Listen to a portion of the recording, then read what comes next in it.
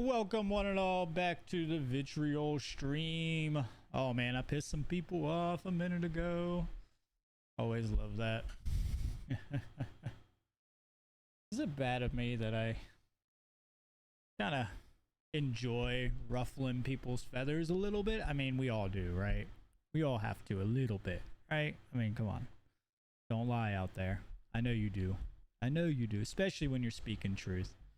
You know? It's like there's like this fine little line. It's like just the perfect zone where you can just say just the right thing that's not too radical or extreme, but it is like super hardcore truth. And just ruffle them feathers enough to get people, you know, to get people's blood moving, you could say. That's for sure. What's going on out there, everybody? What's up, Jasmine? How you doing, Jasmine? I see you.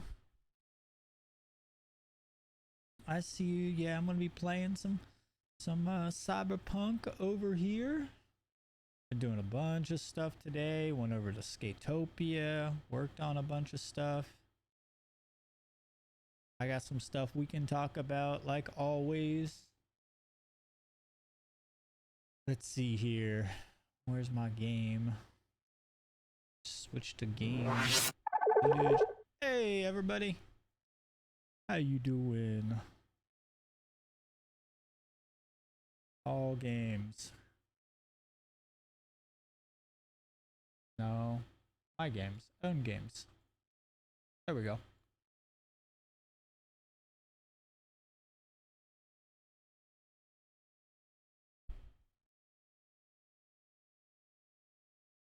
Good, good, good. That's right, girl. What's up? Hopefully Damien will jump in here soon, because I love having a chat with him. I'm trying to get Julian up in here as well.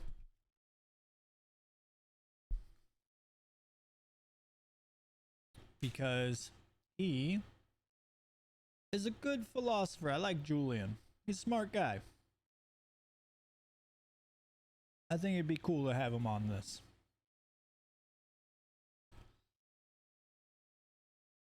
Today we're gonna be talking about,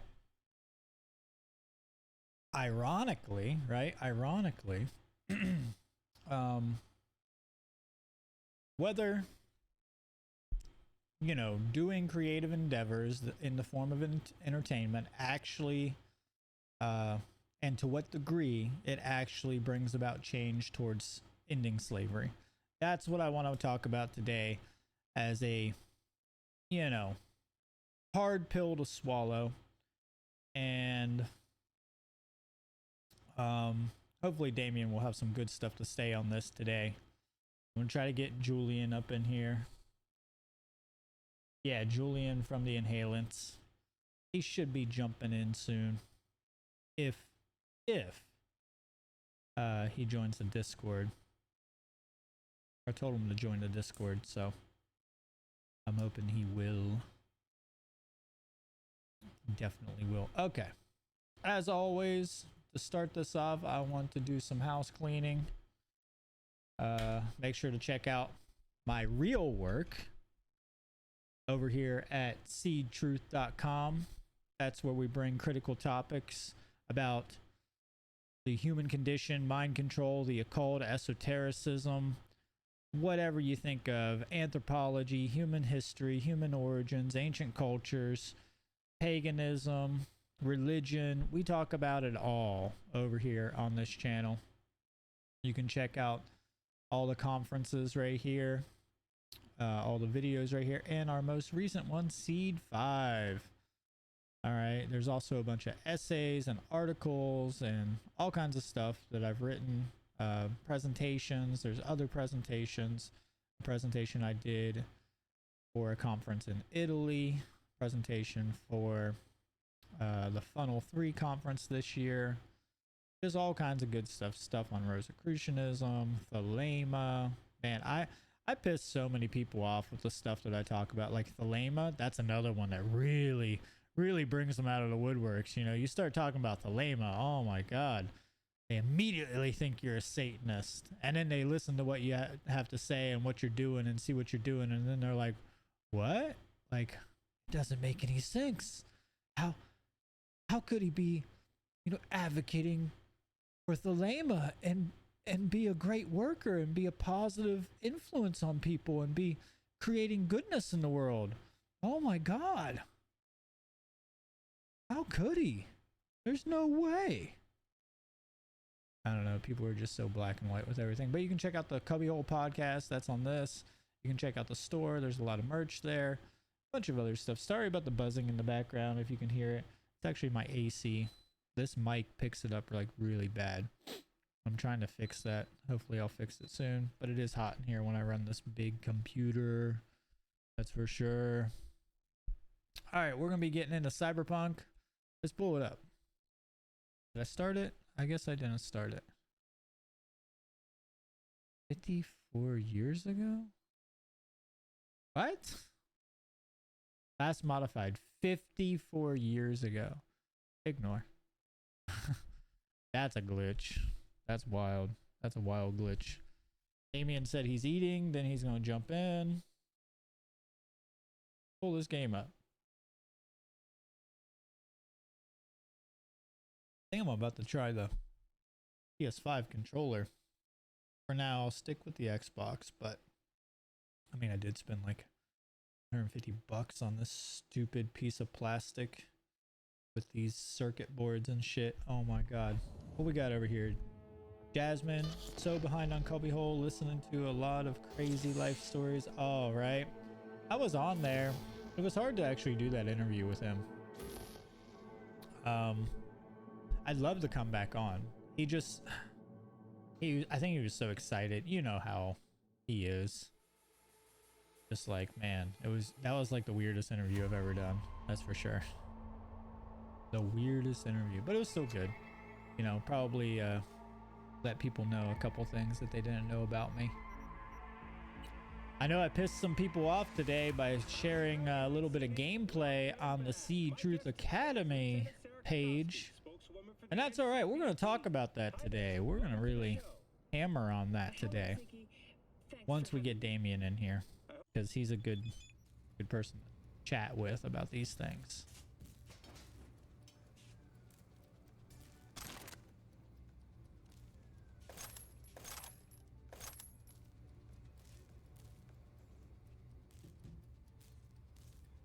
Get inside the morgue.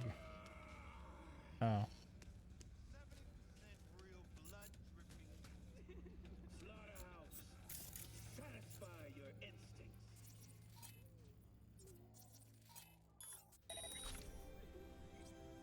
I'm gonna miss you, Daddy. Okay. I gotta distract these guys.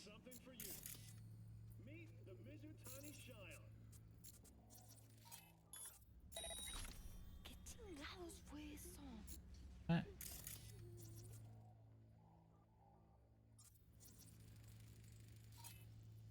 Why can't I use that?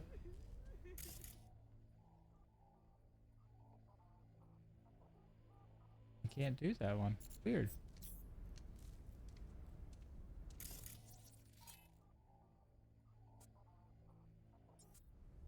Dad? Daddy? Listening's a skill, you know.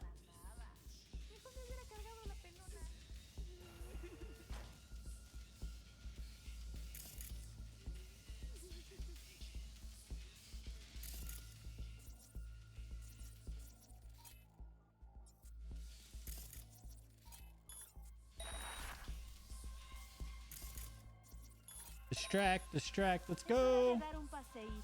Yeah. Go on, lady.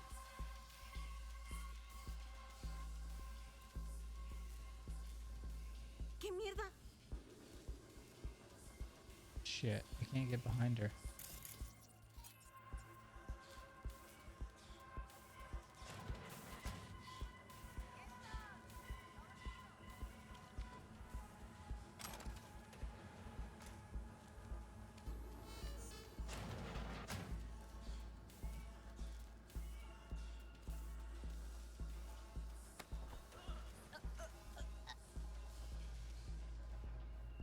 want to kill her.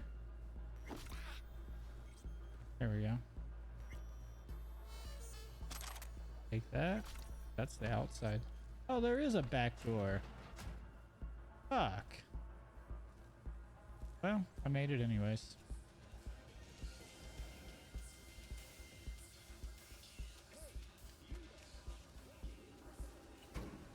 Calling the Ellie.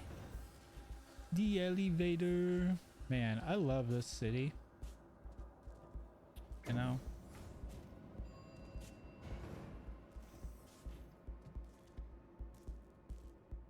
Bodies all fucking day long. What a life.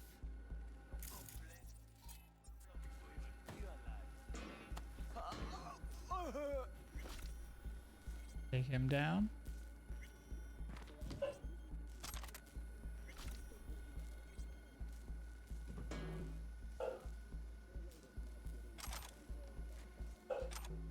Got the shard, got the shard. Take this guy out too.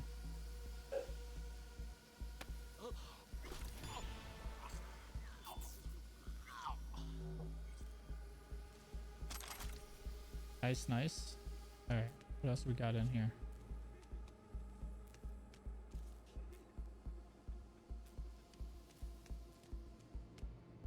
Okay. Ah.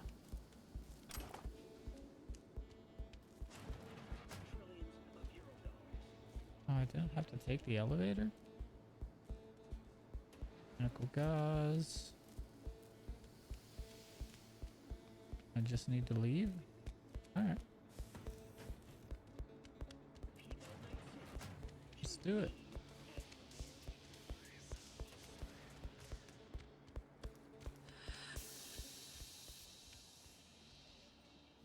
Deposit the shard. Okay, this way.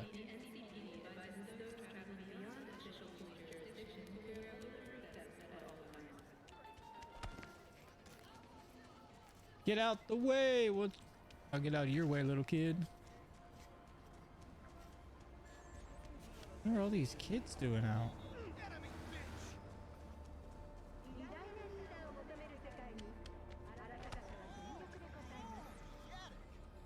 Alright. Right here. Deposit. Yeah, I mean, if anybody has any questions, I mean, I'm not just sitting here to play this game. I came on here to chat with people. Alright? That's why I'm streaming. Oh, I missed the phone call.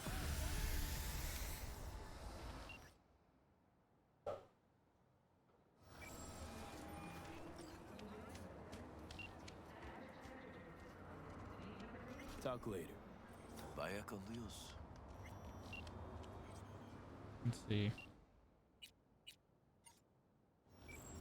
All right. Let's see here. I'm trying to do side quest.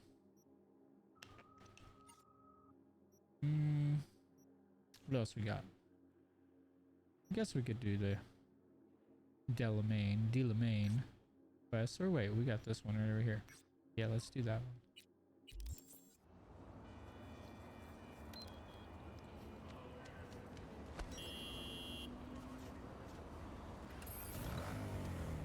Let's go.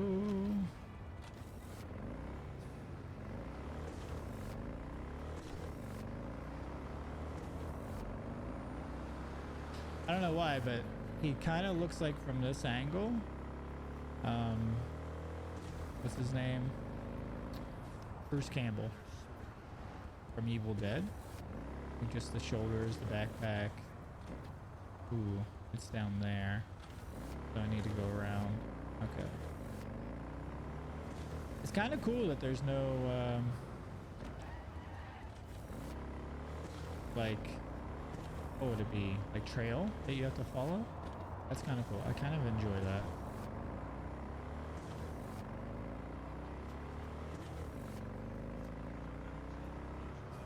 Okay, go this way.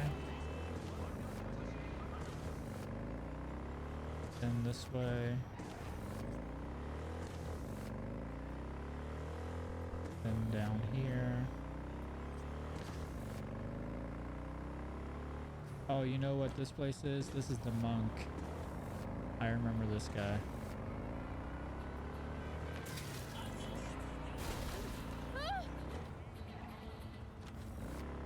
And this way. How did I get down there?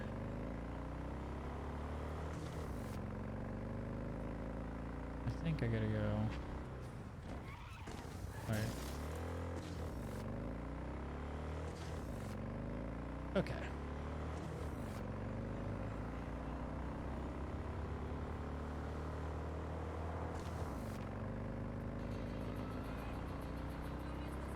Down here? Yeah.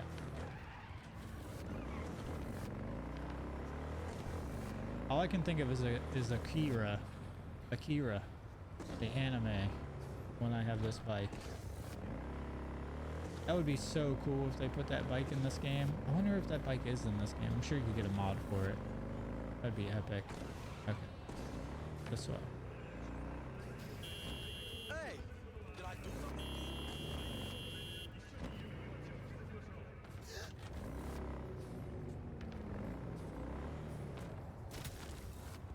He's fucking Like some crazy. spiritual shit. Get out of the way.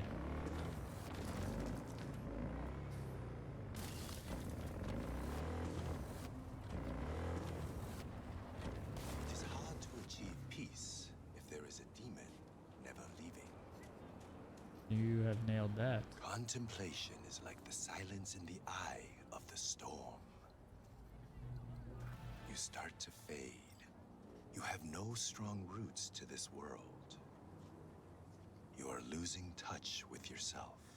I know, just running them You must all over. purify You know yourself. me, Jasmine. Regain your equilibrium.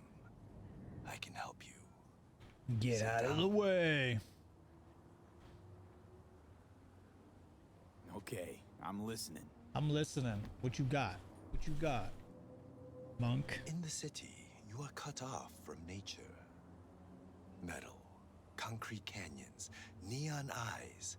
The filth of the world suffocates you. Sure isn't no Zen garden. You must become still. Restore the bond within yourself. You are the source. All which you must do is draw from it. Are you ready? I'll give it a shot, why not? Why not? I will give you a meditative brain dance that will liberate your consciousness. Oh. Oh, really? Give me. You can pay me however much you wish. This should cut it. Very well. The initial techniques of meditation are best undertaken with supervision. Let us begin. I will guide Let you. us begin. Let's do it. A monk dealing brain dances. Oh my god.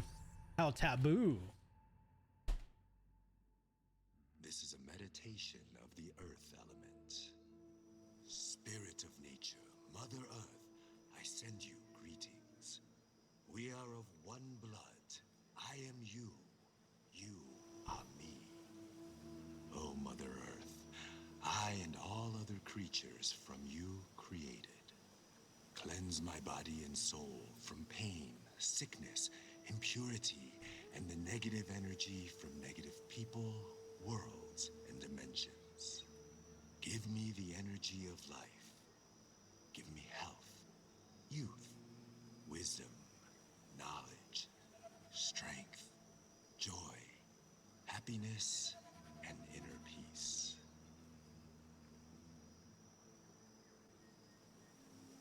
We walk the earth, through meadows, nature in full bloom.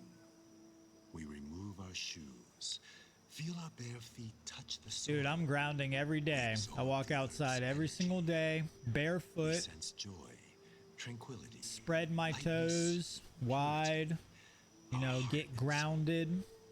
We walk the Really earth. feel that electrical A butterfly energy coming through the rests on body, blooming raising the kundalini Leaves energy. are I do it gathering every nectar. single day, man. Warmth and joy surrounds I love us. Our legs absorb the earth's energy, filling every cell of our bodies. Our souls and spirits are cleansed. Grounding is so important.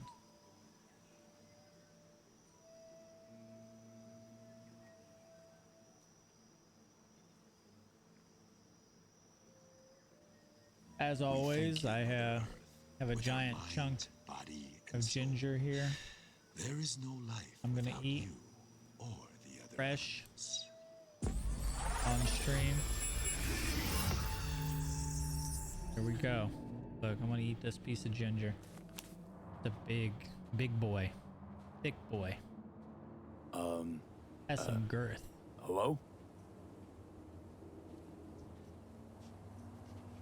Look at that. Nice trick. Nice vanishing trick. Yeah. Yum.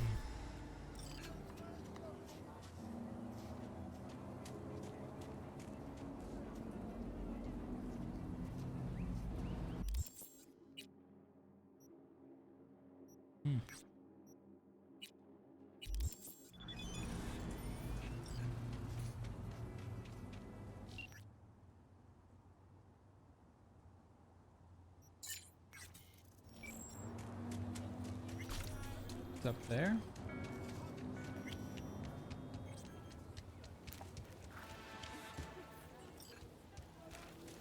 What?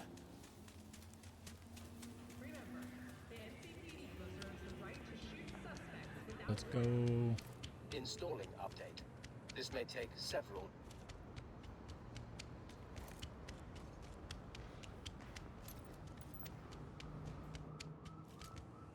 Okay.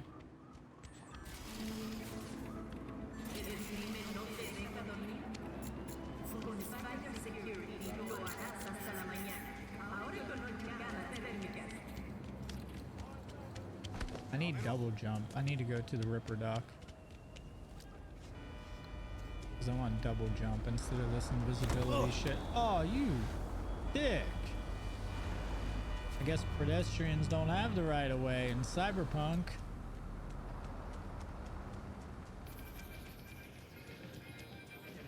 Kind of makes sense.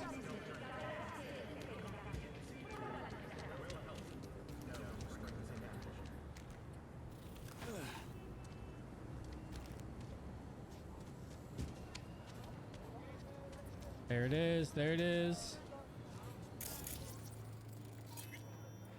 Death. Awesome. I love the tarot cards in this. Ooh, fucking pigs. Getting away from them. Alright. Alright. Act normal here. Acting chill. Let's see. Any kind of crime going on nearby? Where's my game lagging? Ooh. Cyberpsychosis. Who's that guy?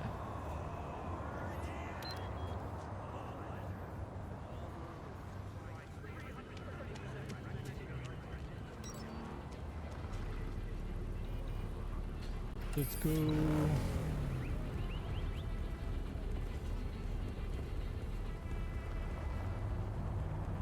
Zucchini? What? You have a tree swing? Barefoot, so fun. Sorry I missed these comments. Just had some zucchini and apple juice. Oh, nice. That's awesome. Doing the juicing. It's actually easier, like I said. The comments from Facebook don't really show up on my chat box on my screen. So if you want me to get your chats sooner, go to Twitch and follow me on Twitch and then chat with me on Twitch. Otherwise I have to look at my phone, and like I'm probably not going to be able to do that like every single time, you know. So go to Twitch. It's vitriol, but all the I's and the L are spelled with one. So V1 TR1 O1. Real simple. V1 TR 101. Remember the room 101 in the Matrix. Symbolic. I am going to change my name though on there, even though I love vitriol. I think ass is better. Team ass. Hey, V.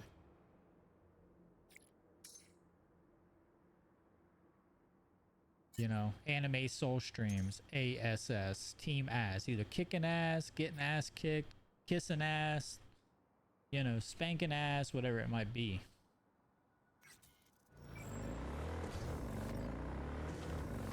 Good job. All right, sweet. But I'm going after this cyber psychosis dude over here.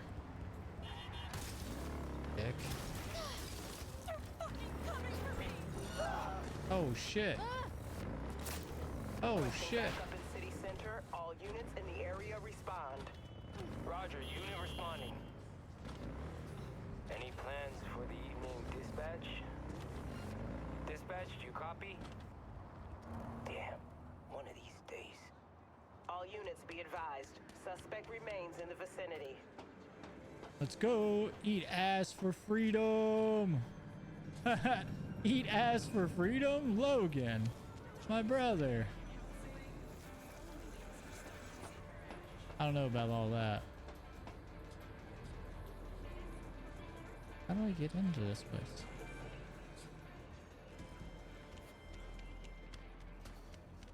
Night City, expect the Oh, I pissed some unexpected. people off today, Logan. Fury! Carnage! Rude! Follow your instincts!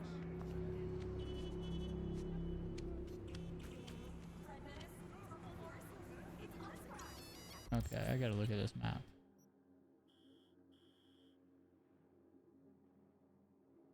Okay. So I need to go up and around.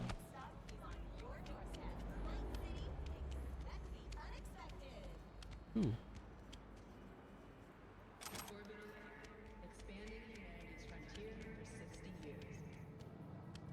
Well, the first thing is I shared an interesting talk I had about transhumanism on the Seed Truth channel while playing a game, and people were extremely judgmental of that. And then, which I'm gonna talk about later. Ooh, I think that's how I get there.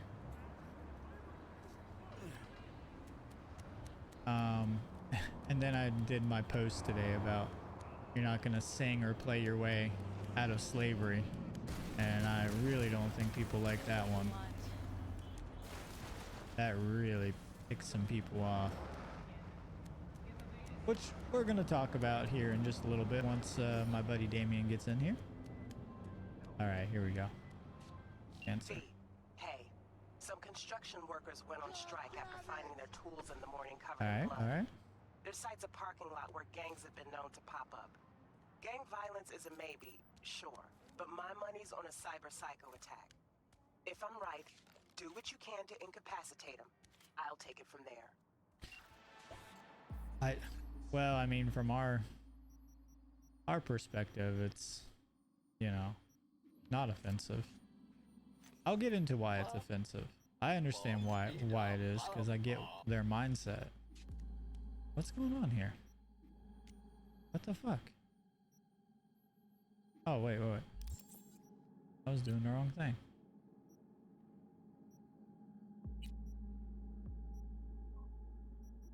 Ooh. Assault rifle? Yeah. And then let's change this to my sword. Or no, I need a bat. No. Blunt. One-handed club.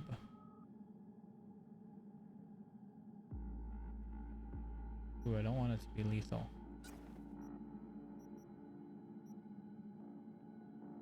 No.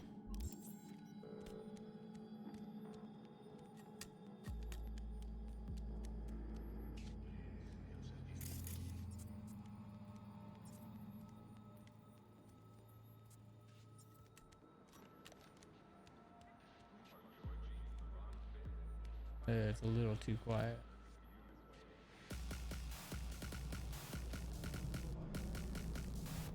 Where are you?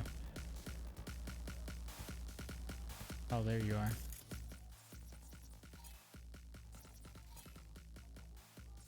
Actually, you know what? I need to switch this to this. There we go.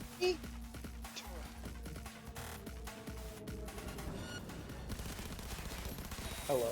Yo, what up, Damien? Not much, bud. How you doing? Oh, I'm good. At least not much. What Well, are you no, I doing, can't. brother? So, I moved out to this trailer park, right? Yeah. For a job that would pay my rent and pay me money. And been here for a month, and now they're talking about cutting the hours back. Cutting your hours back? Like, cutting them in half. Actually. What? Yeah.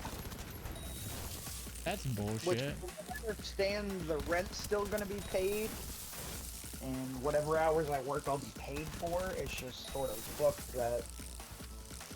I don't know. It's just sort of fucked. Yeah, no doubt. I mean, you got a dog to take care of. You got yourself to take care of.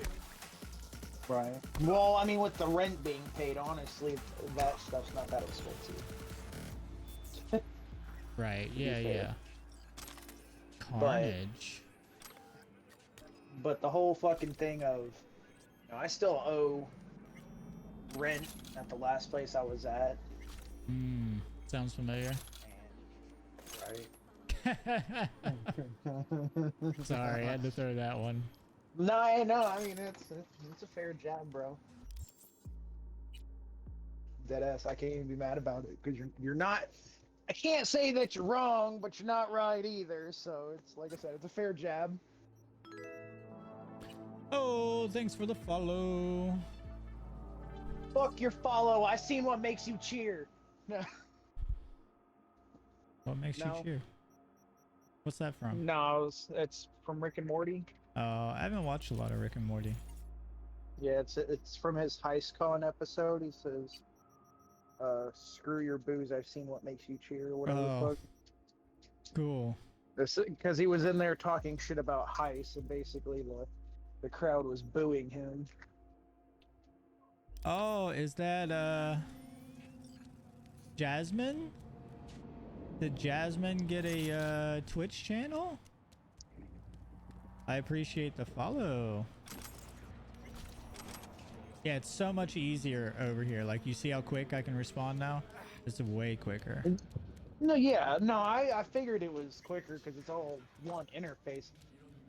Yeah, well, the Facebook stuff, like whenever, because I have to look at my cell phone to respond. Right. Hold on, what we got? Yeah, what's up, Adam? Yeah, I know. I haven't got to the expansion part yet. I do have it. I just haven't played it yet. I'm so excited to play it. That's what I'm still working. trying to figure out how the fuck you haven't gotten to it, because you should have been there by now. Especially since you've been to Pacifica. You should have already been there. It says I need to complete the voodoo thing, or like I'll tell you in a second. Transmission. Hold on. Oh my god, Winnie, you fucking absolute lunatic. Conclude business with voodoo boys. So I have to accept her offer. I don't know if I want to accept her offer though. Well, do you have to accept their offer or just conclude business? I have to call Brigitte and accept her offer, or accept her help. Unless, I guess maybe if I go meet up with Takimura and start that mission. You know. Well, no. So if you do, that's where you meet Alt Cunningham. Yeah. You can kill the voodoo boys. I don't know if you knew that. Yeah. I do.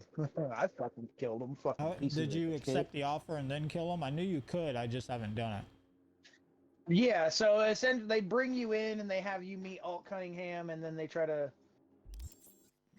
talk you into. No, I yeah. did that. Yeah, I remember that. Yeah. Dude, it's been 2 Yeah. years since I beat the game. I mean, give me a break. No, I get it. Um, 2 years. yeah, since it came out. I beat it when it first came out. Fair enough. I've played it a couple times since then. I'm surprised. I've played it a couple times. I just haven't went all the way back through it. Whatever you say, white boy.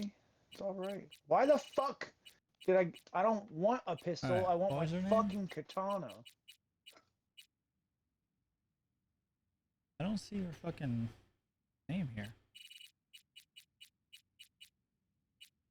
The seed. Yeah, fuck that piece of shit too. Yeah. He has a dick. Well, no, he's not the other dick. He's the dick. Oh, I pissed some people off today.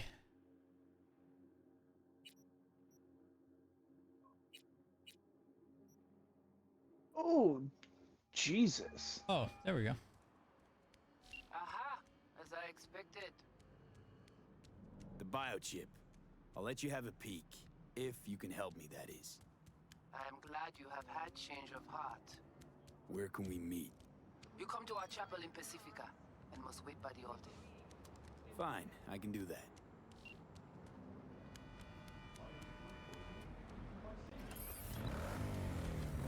Are you there, Damien, or did you? fuck Oh, off? yeah, I'm here. What's up? Oh, I was just wondering because you just got quiet, and I know your mic skips out sometimes. No, I just got into Cyberpunk. Got hit by a Delamine. Oh, Delamine. Oh, you're at that part. Okay. Yeah, it's after the main mission shit. I told you, apparently I'm doing this extremely slow for whatever reason, so... Well, you're gonna milk it. I want to milk it too. That's what I'm saying, bro. Well, I'm not milking it. I'm just... Dude, milk it. Get your money's worth. Motherfucker, that's... I get it, but that's not what's happening. That's what I'm saying. Oh, it's just because you're busy. I mean, yeah. Oh shit! Dogs, work, all that shit. That's always my biggest fear, riding a motorcycle.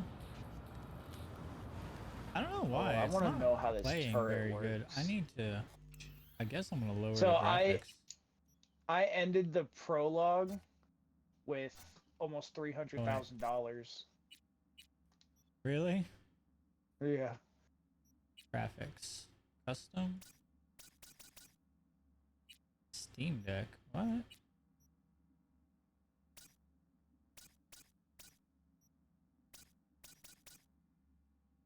Let's just go with. Oh, that's dumb. Like, I guess that's cool, but that's sort of dumb. Oh, okay. That's Whoa! Oh my gosh. Uh-oh. Whoops. Oh, there we go. Okay, that's playing a bit better. I'm gonna have to tailor the graphics a little bit better.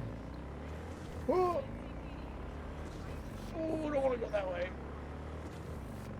So yeah, I pissed some people off. I uploaded that that conversation to the Seed channel that we had about transhumanism.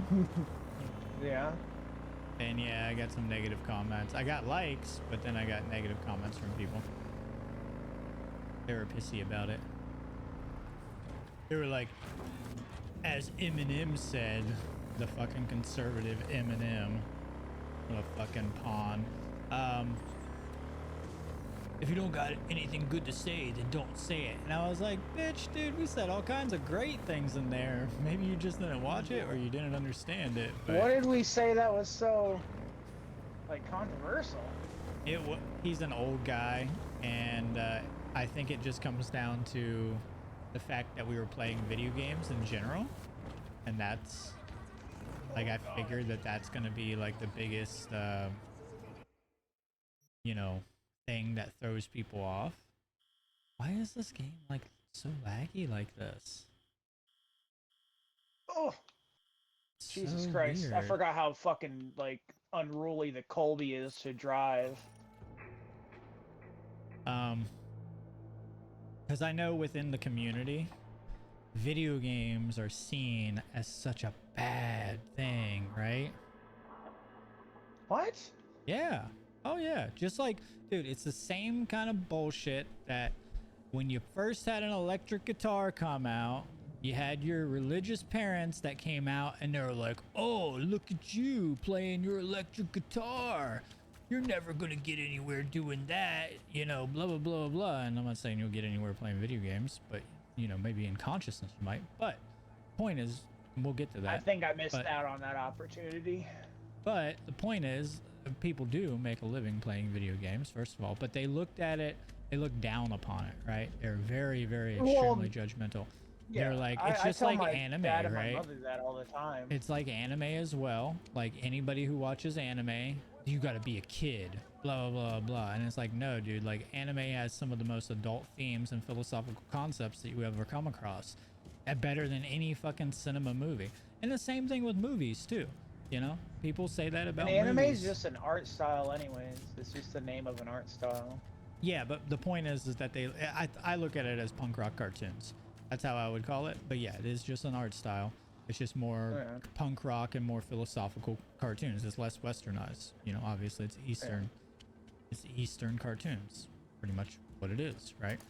But yet it's very intellectual, at least the mass majority of anime. There's obviously a bunch of shit that's not.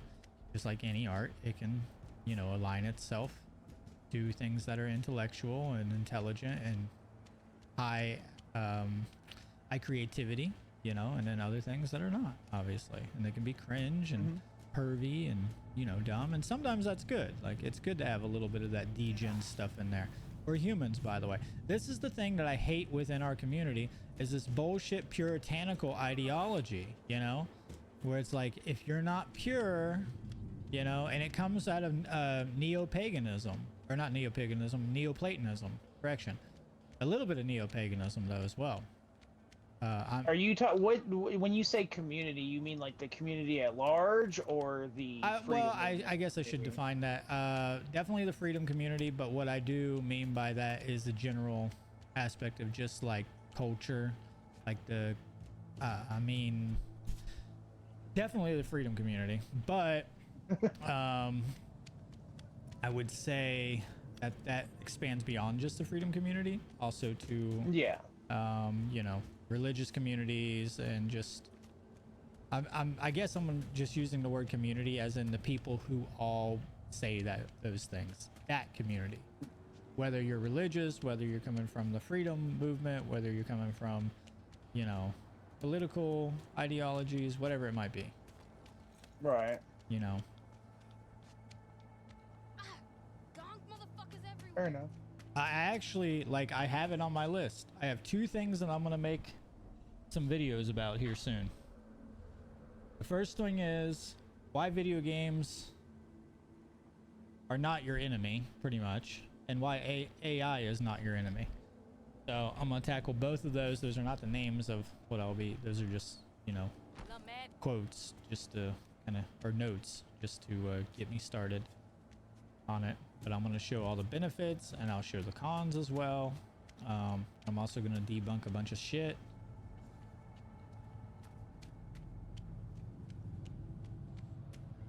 Yeah. Like, it's literally like she says, people find weird even that Henry plays his guitar at venues and doesn't get paid. I support him 100% on all of his hobbies. Exactly.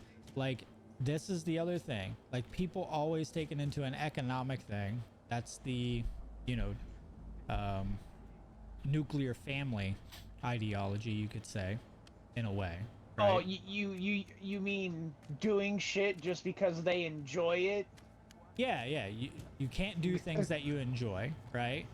And then if it's seen as childish, right, then it's also something to be looked down upon, and nothing to be proud about, right? So you can have fun. Right now, I'm not saying that chronic hedonism is a great thing. I'm saying, you know me, I talk out against chronic hedonism, but it's good to have hobbies. It's good to be able to express yourself through vices, creativity, you know. And yes, unfortunately, a lot of those things come at sacrifices. That is the truth. No matter what people say, you do have to sacrifice to get those things done. And yes, sometimes it even fuels the things that you're not trying to be a part of,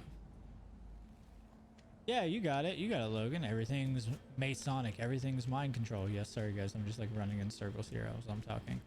Maybe I'll kill these guys right here. I think it's funny that you said that, and then the conversation we had the other, I think it was yesterday or the night before that, talking about the whole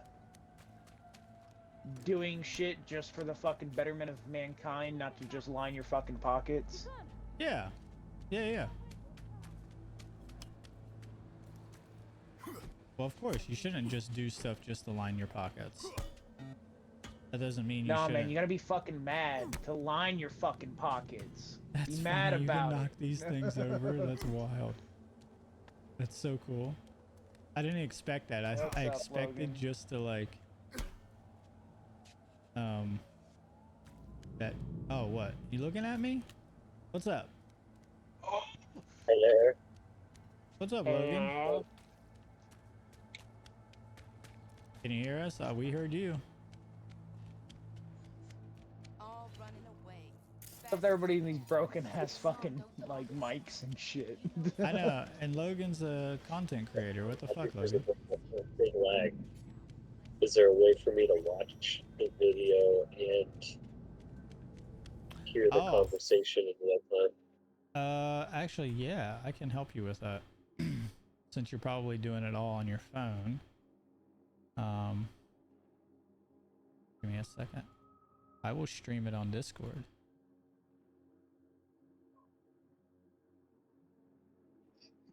God damn, dude.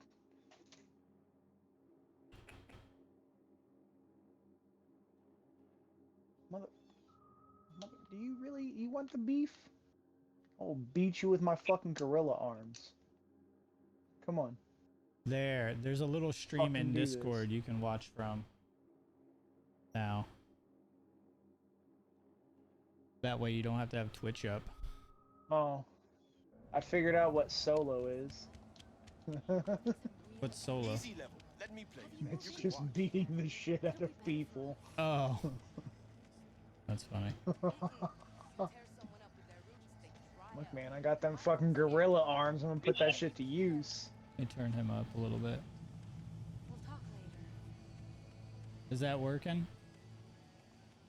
Yes. Okay, there we go. What's up, Logan? How you doing, brother? What's up? Good, man. Good to hear from you. Is that what I sound like when I use my phone? No. Oh. Let me make sure the mic is. Is that quality better now on the mic? That's way Oh yeah, better. what the fuck? What did you just do? Well, I had everything on stock settings, so I just switched to my good mic. Okay. Jesus Christ. Like, the fucking difference is night and day, bud. Well, good. Alright, katana time. I'll turn that back down now. I had to turn you like all the way up, and then you blew my eardrums out when you came back in. My bad. You're good. My powerful ass voice. I know. The resonance, bro.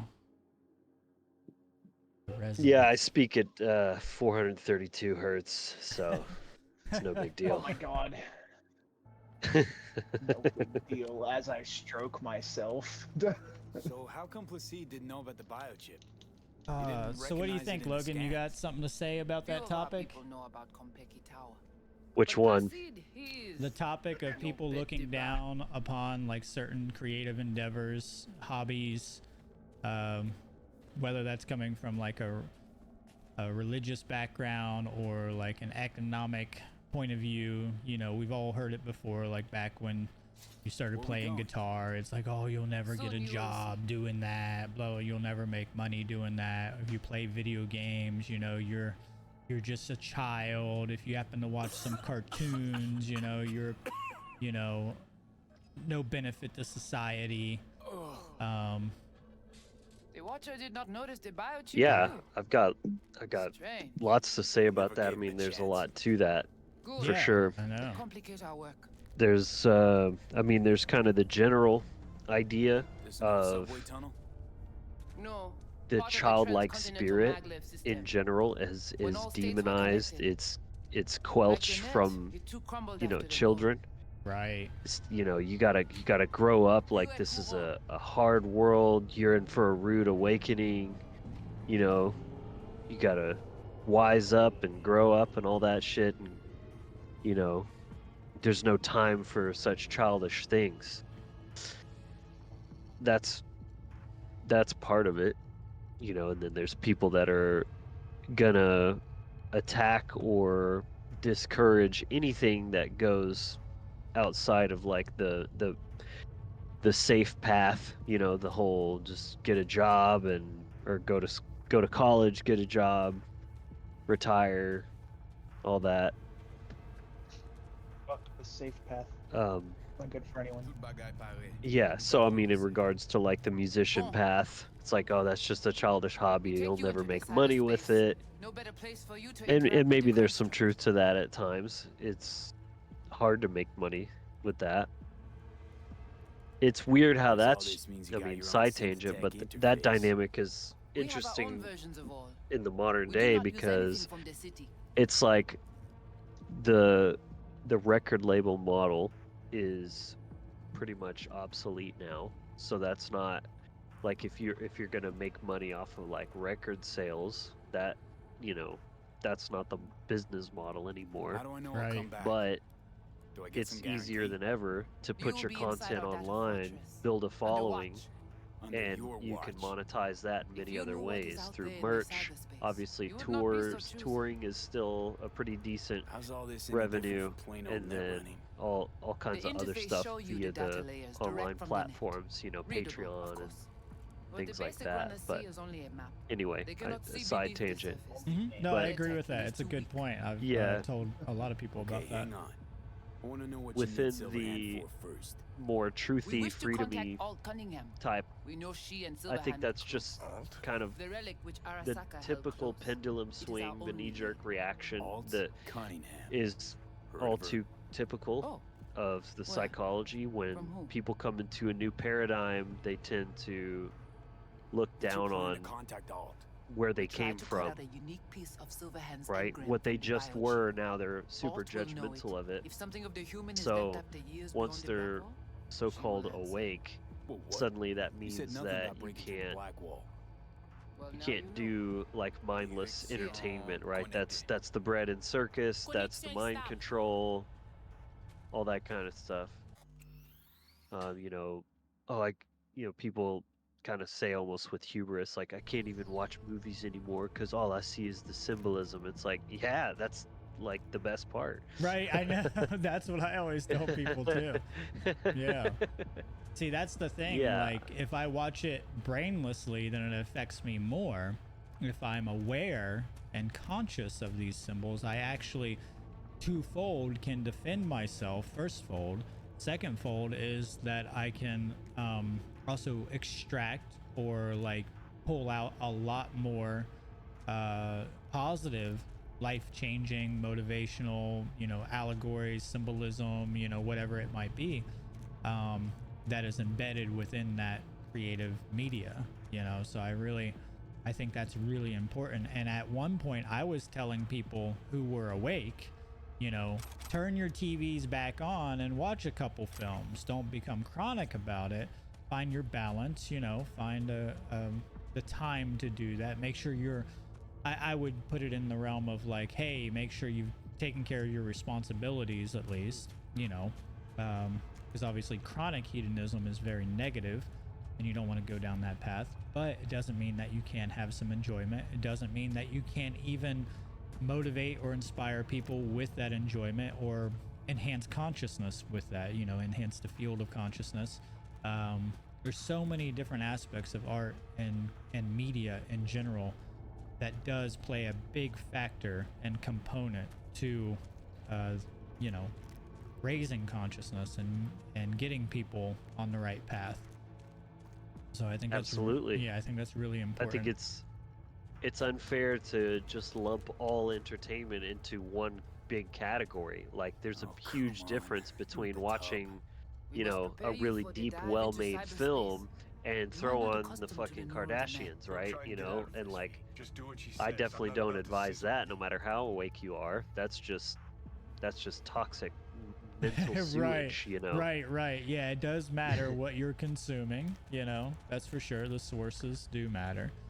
But from the pagan perspective, you know, as a pagan, like, we've very largely lost connection to traditions and mythology, and movies are about the closest thing we have in the modern day to that, is, you know, is that profound effect that stories can have on the psyche, as far as showing you, presenting archetypes and the hero's journey, exactly? And showing you basically natural law outcomes and consequences of this character, like, was this mindset, and they did this, this, and this, and this is what happened to them. That's right. For better or worse. Yep. I can say personally, from my experience, if it wasn't for first and foremost my awareness and consciousness, but secondly having these mediums for these great stories, these mythologies, these allegories, that carry these ancient motifs, I would not be as intelligent as I am currently today. Just because, like, I had a huge influence from, let's say, like, playing Final Fantasy when I was younger. Metal Gear Solid was a big thing.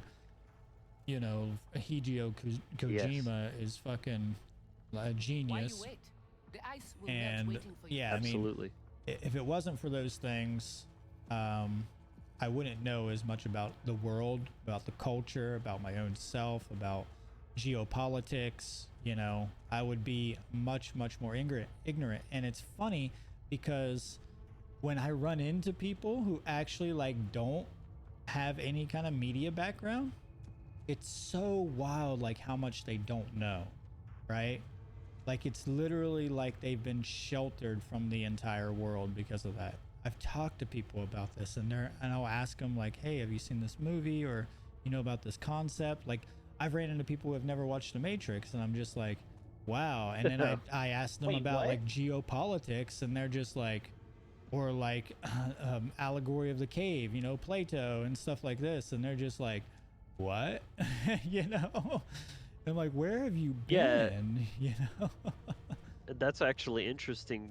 What that brings up for me is that just goes to show how important having these myths are as a communication tool too, because if somebody else knows a story or a movie or a reference of any kind, all you have to do is mention that and they automatically get it, as opposed to the alternative. If they've never seen it, then you could even try to explain it to them and they still just wouldn't get it, right? If you try to explain the Matrix to somebody that's never seen it, like, you'd almost feel dumb. It's like, you really just have to see it. I can't tell you how awesome it is.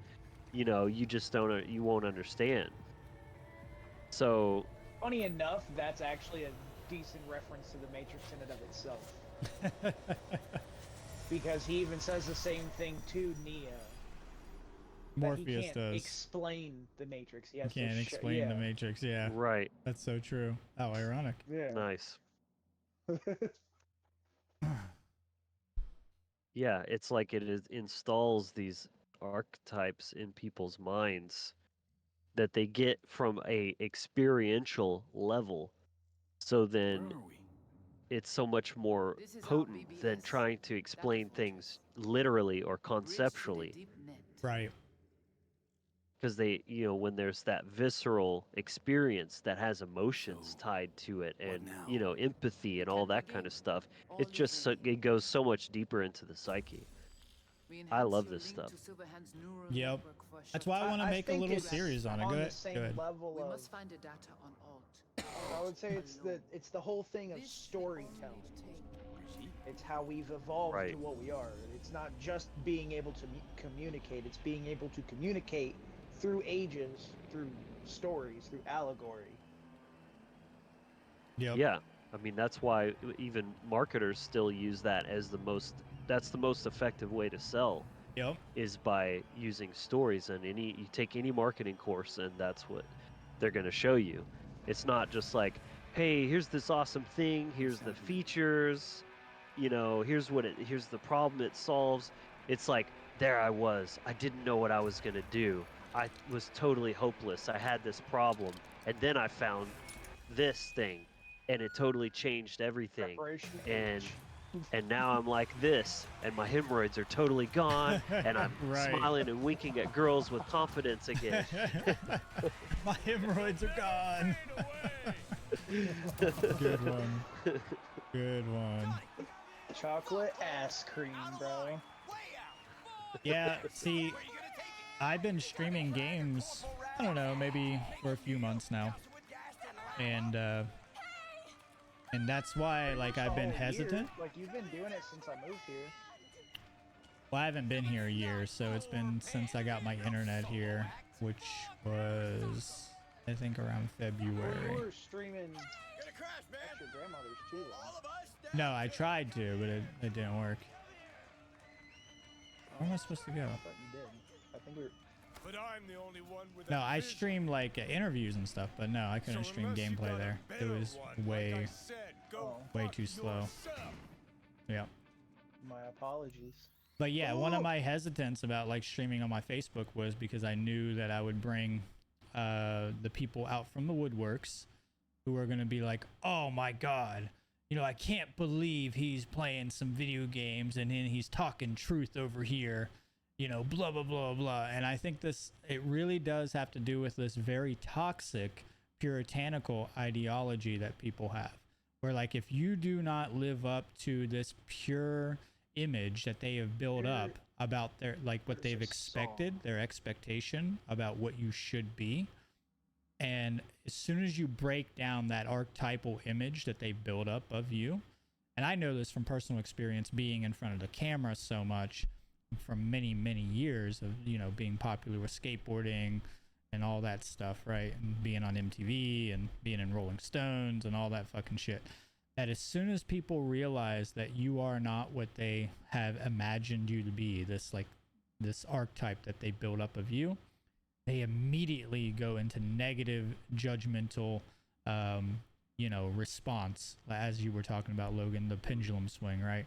And reactionary response to that. And right. I thought you were the real deal. Yeah, and it's so funny because the thing is that I'm being more real than ever because the image that they gain from you is some kind of parasocial relationship through the media. And then when you're actually a real person, they're like, what? Like, that's why I liked Dylan so much, at the conference, because it's like, he straight up tells you, like, it's an ebb and flow. Like, you struggle with things. Like, you're going to live your life, Like, sometimes I end up drinking some fucking soda, Like, fuck. I know people who would get all pissy because you're drinking coffee because they're so, like, the caffeine's so bad for you, And it's true. There's, like, negative effects about anything. Or just the general rhetoric about, like, oh, you're supporting the system by doing this, right? Or you're supporting something, whatever it might be, the dark occult, the mind control, the Hollywood agenda. I've talked about Thelema. They threw in the Fido thing, right? The Fido bullshit with the P, not with the F. I can't say that on stream, so which is bullshit. But yeah, it's stupid. They'll fucking ban me immediately. They learned from the what? I said Fido, not with a P. So I literally can't say that on here. But I had people attack me because they're like, "Oh, you're advocating for Thelema. Well, Aleister Crowley, blah blah blah blah." And I'm like, "Oh my god." Yeah. So the point is that there's always something where they're gonna attack you about it, like, and no matter what, and this, Logan, I'm sure you've thought about this deeply. No matter what, you can't really escape like some kind of like influence that is kind of complicit within the system currently. And I think people have this really unrealistic ideology where it's like, if you're not completely not supporting it, then you're part of it at some level. And it's like, dude, you fucking are you just messaged me with your goddamn iPhone. Like, shut the fuck up, you know? Get the fuck over yourself, you know? Like, there are things that you're going to have to get from the market, which at some level is part of that. Unfortunately, it is that way currently. It doesn't have to be that way if the, you know, belief in authority was gone and, you know, the crony capitalistic, you know, bullshit, and we had free markets and we lived under natural law, obviously, right? So it doesn't have to be that way. But to say that you should just like become primitive and just like not, you know, don't buy water from the store because you're supporting crony capitalism, or, you know, government because of that, because you're paying taxation on your water. It's like, dude, you could nitpick about every single thing and you could find something like that from every single person.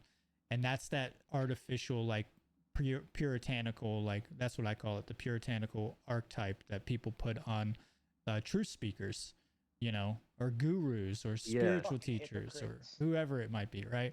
Because all they want to do is they want to bring you down. They want to, you know, pickaxe you and just bring you down. And that's what people love. It's the internet too, right? And I mean, that's expected with the internet. It's because you're a bunch of hypocrites, because you play to the system, you placate to it, man. It's also their own refusal from within.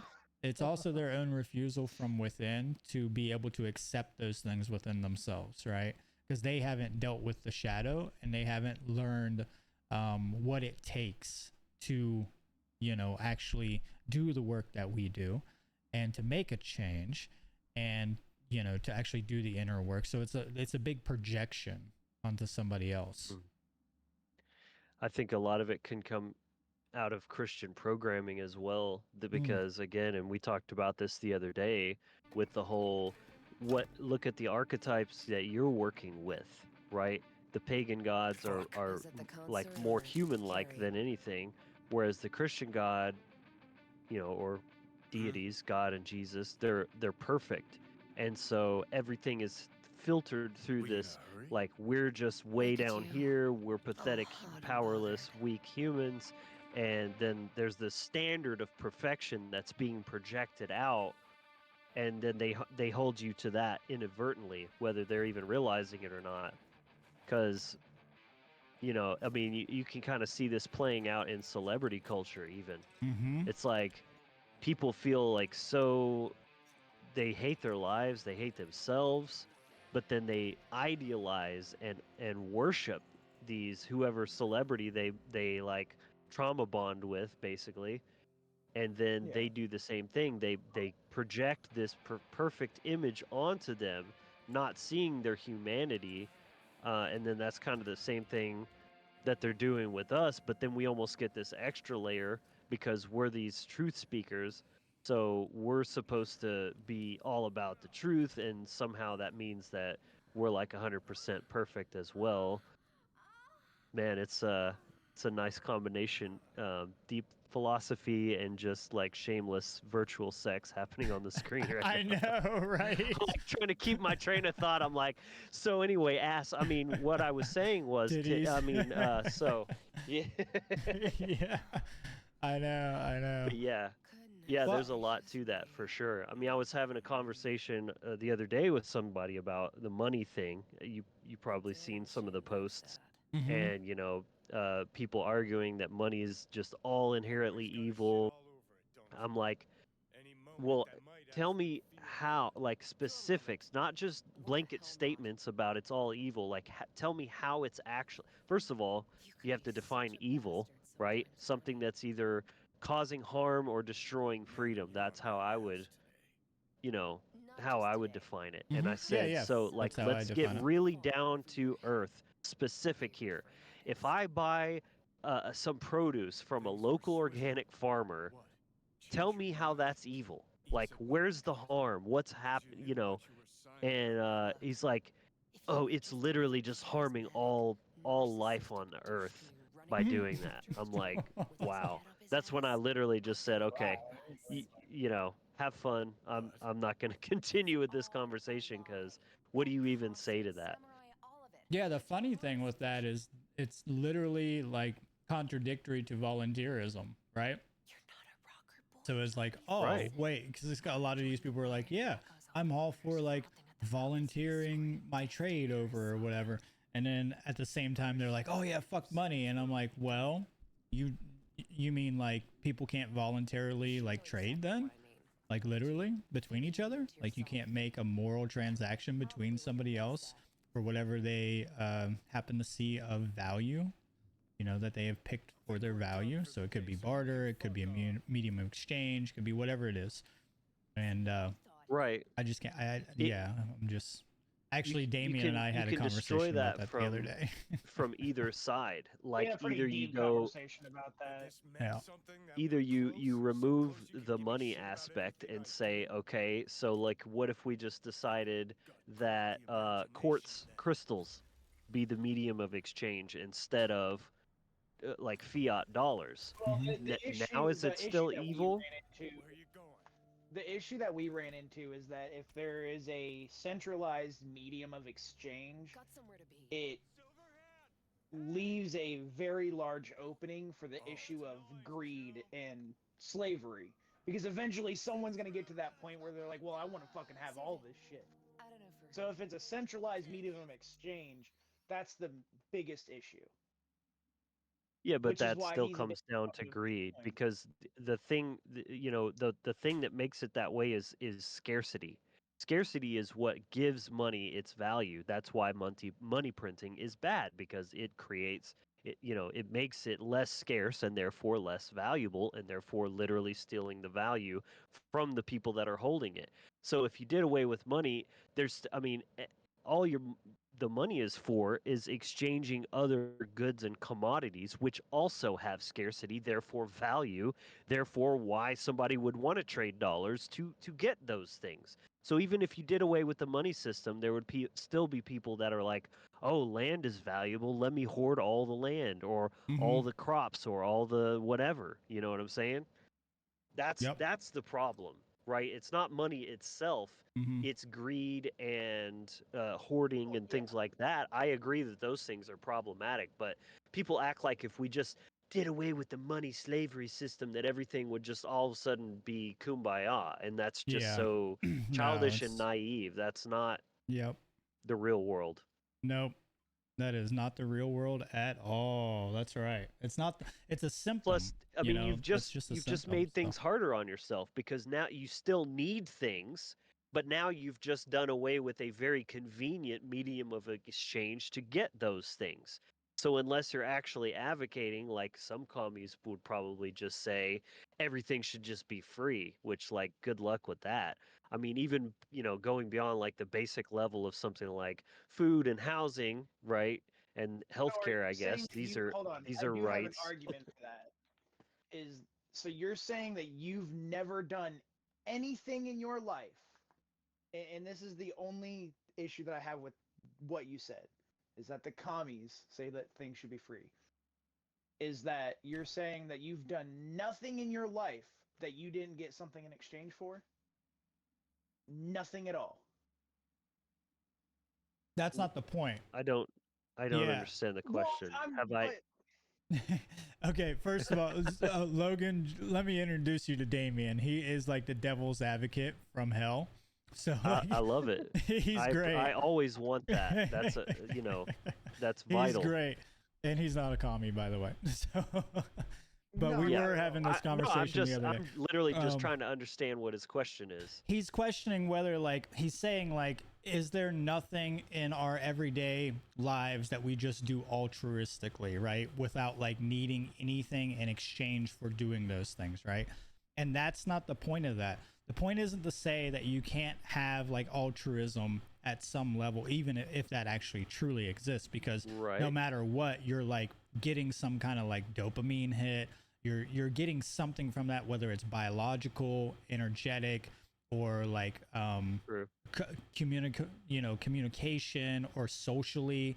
You're getting some kind of social, let's say, like, reputation. There's something from that. Put it on Instagram. Yeah, even if you're not, like, intending for that, like, deontologically, like, your intentions are not for to get something, you still get something in return from that. the point is not to say that you can't have like altruism in a society, quote unquote altruism in a society, especially a free market society. The point is to say that that's not going to cover all the basis of human transactions across the board. You know, it's just not going to work. You can't base an economy around altruism. That's just a nice bonus that some people will do sometimes. But just look at the labor that people do, say, you know, to build things, right? Build houses or something. It's like, yeah, some people might get together and build some homeless shelters, and they feel really great about it. But if they had to do that for 20 years to meet actual demand for exploding population, they would really get tired of that pretty quick, and then they would, you know, very understandably and rightfully so, they would want some type of compensation. We can't literally just expect everybody to continue exactly as we are with the labor output of things and just expect like it all to be out of goodwill. It just doesn't work that way. Yeah, it doesn't. And there's nothing wrong. Is that a failure on our part or? Well, my point is that there's nothing wrong with that either inherently, right? There's nothing evil or nothing wrong. It's part of natural law. I think so too. The law of reciprocity. Like we literally, we should not do things. Like I would go as far as to say that we actually should not be doing things, like excessively without anything in return, because it's unhealthy for us. And that is just as unsustainable as like the opposite end of like greed and taking too much. It's literally just unsustainable. That's what I'm trying to say. Balance is always the key. Yep, I agree with that. I agree.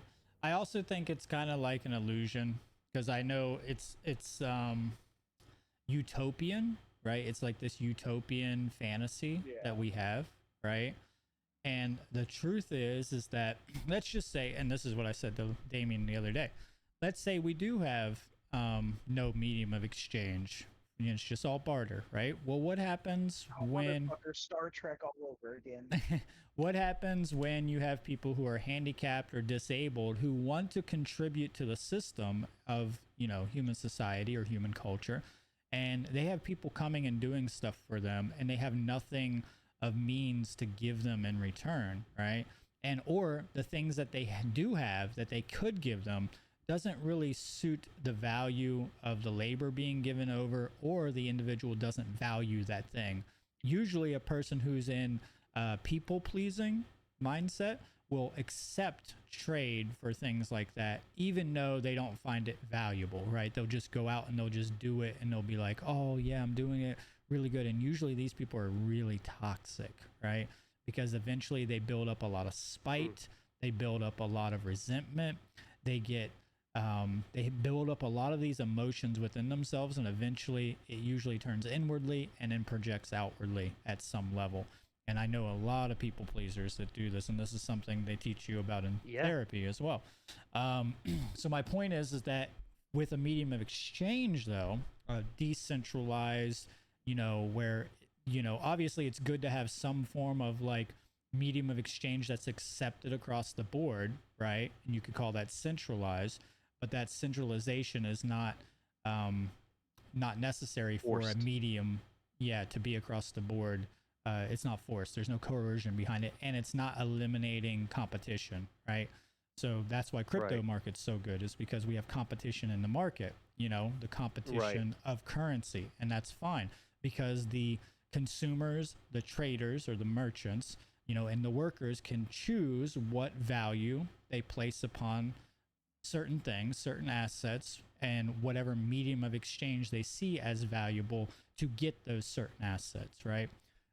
And the truth is, we do live in a world where there is real scarcity versus artificial scarcity. So the governments create artificial scarcity, right? And real scarcity does exist, unfortunately, to a certain extent, because we do live in a world of matter, right? Unfortunately, there is scarcity is a good thing. Yeah, scarcity is a good thing, indeed.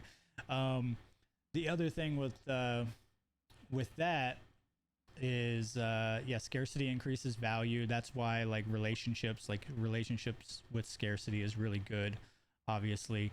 I don't know if you've ever looked into that, the scarcity of, you know, like monogamous relationships. That's like a really interesting concept. But yeah, I just see like medium exchanges never being the enemy. It's up for the people to decide whatever they want. Could be sticks, could be crystals, could be money, whatever it is. And getting rid of it's not gonna solve it, obviously. So yeah, and I'd like to riff on this idea of, hi girl, like having to contribute something to society. Like there's that's this where I very was negative going. idea again with kind of like the socialist mindset of like your existence is worth enough. Like you don't have to be, you know, be a worker to contribute to, or to have value or something like that. But what I'm saying is, first of all, those people are typically just entitled brats that they want all the shit. But then if you it's like, what are you gonna do? What are you gonna contribute? Then suddenly they're spitting out that rhetoric. But it's like, but where do you think all this other stuff that you want comes from? You just want everybody to make all the cool shit for you, and then you just get access to it, but you don't want to contribute anything in return. And so like that would be the baseline of a kind of more actual free market based society. And then for those fringe cases, which that's exactly what they are, is fringe cases of people that can't, for whatever reason, contribute. Either they're old or they're handicapped or they have some other sort of disability. There's still room in society for just that altruistic aspect of like, okay, this isn't every single person just being hold on, this isn't just every single person being entitled to shit. This is just the few people that literally can't. There's enough extra to go around for people like that, but there's not enough for every single like, you know, it can't work across the board. It has to be just kind of an exception based thing. Yeah, and that's kind of what I was talking about. Like it gives the handicapped or those types of people to give back to people in a way that they feel like they're contributing. Because I know I've talked to people about this and they feel really, really they can bad. Contribute in my society, Brandon. What is it? Where's who? They can contribute in my society. Oh, your cannibalistic society? Oh no. Oh no, that's another topic. We don't need to get into that yet. Okay, that's a whole nother fucking good one, pathway. That's a whole nother pathway. We already went over that. We'll talk about that again later. It's a funny one. You would enjoy that one, Logan, I think. It's pretty interesting. But yeah, it's one way that people catch you later, Jasmine. Thanks for stopping in, for sure. That's one way people can actually gain value. So like that's why I had to rethink monetary exchanges or medium of exchanges, because for a long time I was one of those people who was like, yeah, fuck all money, get rid of it.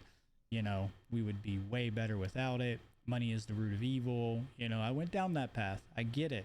And I had to critically think, and I had to do some introspection. I had to do some deep contemplation and really figure it out, and really find the ethics of it, and really find the morals of it, and really, you know, just break it down. Like just simple process of deductive skills of just breaking these like transactions down and seeing like, does this hold up consistently?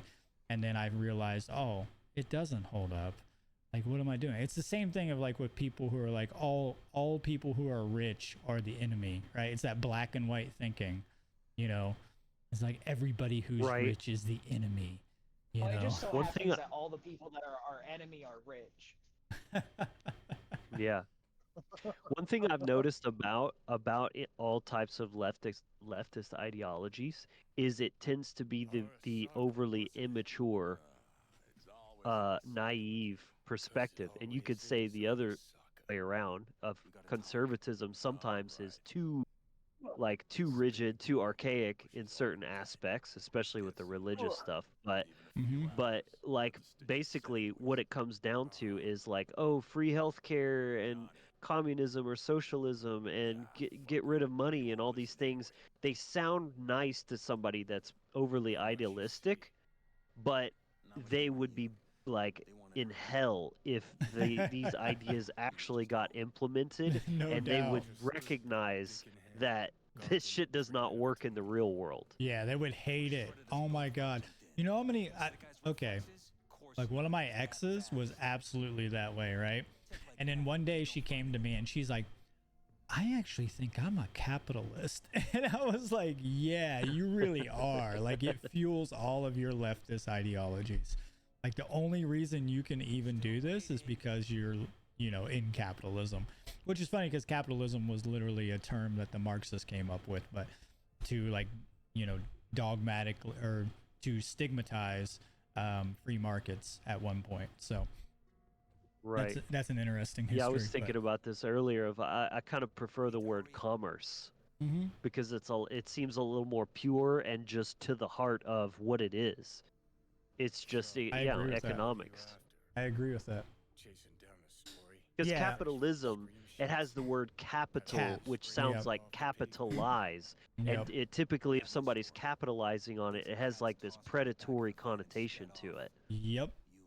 It's but the cap. Like it's me the buying produce from a local farmer, there's literally nothing predatory about it. Nope. And that's what was so funny about that. This is how I try to approach anyone with such dogmatic beliefs, is I ask very simple questions to them that expose the ridiculousness of it. And sadly, they still almost never acknowledge it, but just their reaction alone is very telling, because they usually just either completely change the subject and go on a tangent, or they just make these super wild, broad statements again instead of ever actually addressing the specifics. Right. Yeah, I agree. Completely agree. Stand and drink. Yeah. Get me a drink over here, boy. That's what's up. Yeah, so I made that post earlier that you'll never sing and play your way out of freedom, right? And that definitely brought him out of the woodworks. You know, and you know where I heard that from Doug. I just wanted to be on the bullshit. So I wanted to be on the bullshit and be like, well, what about the slaves that came up with the slave songs that got themselves out of like slavery? Well, that didn't. Okay, so that didn't literally get them out of it. So I think that's where people misunderstand what I'm saying. It's an influencing it was more of a coping agent mechanism, if anything. Yeah, and like music. If we got to sit there and work, we might as well just sing while we do it. Yep. It was also a form of essentially encrypted communication, so they could basically pass along messages. Yeah, see, it's an asset, right? It's an asset that can be used to as a tool for enhancing that ability, but it's not required, right? It's not going to meet the requirements on its own. So what I mean is that if you just continue to sing or play or do these things chronically, right? What I call chronic hedonism, then no matter what, you're never going to break your chains. If you're locked in a cell and the key is on the outside of the cell and you just sit there the entire time singing, you know, and dancing, even though the key is right on the outside of the cell, you can reach it, it's within reach, but you decide not to grab the key because you're just singing and playing the entire time, then you will never unlock the cage. It just will not actually meet the requirements. And I know a lot of people hate that. You know, but it doesn't mean that you can't do that. It doesn't mean it's not at some level useful to inspire and influence and motivate people, right? We all know that. We just talked about this. The medias that we consume really help to motivate us for sovereignty, self-awareness, you know, creativity, you know, inspiration, whatever it might be. But it alone will not solve the issues that we have.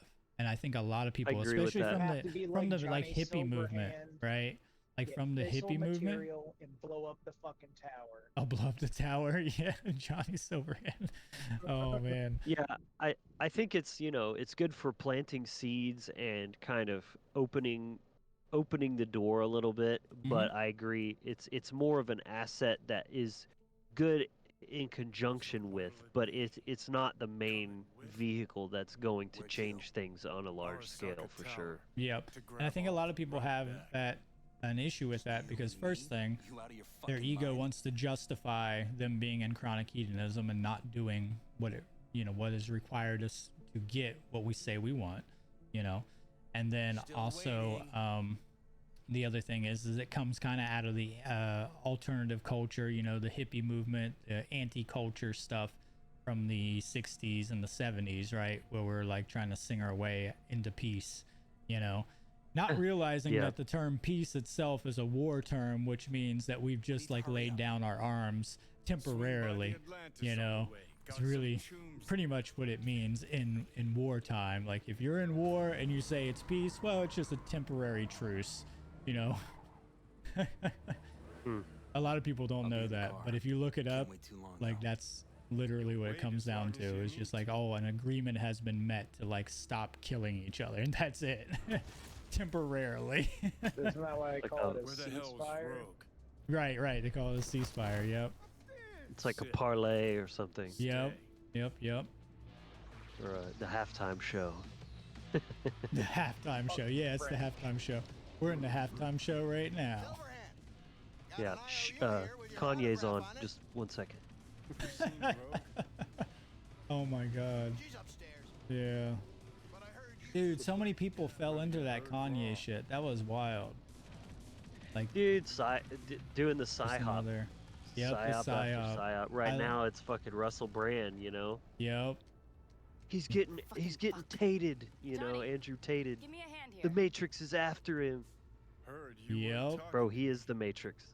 Come on now. Yep. Seem to be You got that controlled opposition. Yeah, I've never like really trusted Brand. I've heard sound bites from him before, and I was, and I'm like, oh, that was pretty dope. But it didn't shake my actual opinion of him, because way back when he first started kind of like rebranding, pun intended, to like spiritual guru. I mean, he basically did the same thing like Jim Carrey did, right? Yep. Very, very similar. Oh, he's so woke now. He's so like spiritual and anti-system and all this. I was doing research on him. I would say that they had two different experiences. Jim Carrey thought he was gonna fucking die. Promised to be super unobtrusive. I wasn't saying they're exactly the same. I was just saying they're kind of playing the same archetype. But with Brand, I did research into him and saw. Like the stuff like, oh, he's got 33 tattooed on him. Like, I don't give a shit about that kind of stuff. But what I will say, that's like Christian truthers and stuff. But what I will say is the fact that he did a children's book. First of all, like, why is he doing a children's book to begin with? He's like this super playboy, hypersexualized, rock star, movie star guy. Right. It's just weird. But then you look at the book, and he's portraying himself as the Pied Piper. That's like playing a song and dance and leading the children out of the city into a cave where they're never seen again. That's very, very telling. And then he's got, he's got ties to the Fabian Society. They funded him and all this kind of stuff. So that was enough for me to be like, yeah. Don't trust the guy. Yeah. I wouldn't trust him either. Something that Doug always talks about, which is interesting, is that in the Hellenistic Grecian time period, and this is true, like the powers that be, the politicians, the government at that time, they were very, very concerned about actors and actresses, specifically actors, having mass sway over the population, over the minds of the population. So they made it illegal for actors to actually act without wearing masks or having some kind of persona. which is funny because it's kind of, you know, ironic that you have to act and then also wear a mask and play a like a third part, you know, which is wild. Yeah. But so they saw them as a threat, you know, because they knew that they, the bread and circus, right, had the grip over the imagination of the population, right? And they were worried that if they started to rise up, then they would, you know, not have control over the population anymore. So obviously it's been so infiltrated at this point, it's not the quite the same, because now you have people that are actually in Hollywood who are like part of, you know, like let's say Arnold Schwarzenegger, you know, like they literally are actors, right? We've had presidents that are actors, like this all overlaps, right? They're trained in acting for a specific reason. And but my point is that I always see these things come out, like the Russell Brand thing, right? And even though I totally think that guy is a shill, I do not trust him in any way, shape, or form. The first thing that comes to my mind nowadays is blackmail, right? Because even though he's not saying the correct things, there's something that he's saying that the establishment probably sees as a threat at some level, and now they're blackmailing the shit out of him. And I think this is what like the whole Me Too movement was about for a big period. This is also part of the whole Fido thing that comes out with all these people. Not saying that that doesn't happen, but it is like the biggest like emotional manipulation weapon that you can use to get people distracted from other things that are going on, right? So like, yeah, that is a big thing, but it's also like a fire shield, because I see this within the community, especially within the esoteric or the freedom communities, is that they think that the pinnacle of the elite, the echelons of control, that these guys are actually the ones who are doing those types of behaviors. And it's like, no, that shit's peddled down to the people who are lower than them, and they want to keep that there because it keeps them safe, because it's a fire shield, because they can immediately point the finger at them. And being that Fido is one of the most emotionally charged things in the society, that in school shootings or stuff like this, you can totally like sway the way that the population is perceiving certain events and like distract them from certain things. Now, that's not to say it doesn't happen, because it fucking does happen, obviously. But like the Epstein thing is a good example of that as well, right? So like, even though it's a real thing that happened, it's still being used as a weapon to create discourse and misinformation among the population, and to keep that barrier between those who are really in control and those who are not, you know? So it's just, yeah, that's a really interesting point, because that just goes to show that the people that we see, the people's whose names we know, the Bill Gates and the Soros and all these people, they're fucking pawns. These aren't like the dark occultists. Yeah. Because they're still on the level. First of all, they're on the world stage. We know their names and their faces, and they're engaging in this type of this type of activity.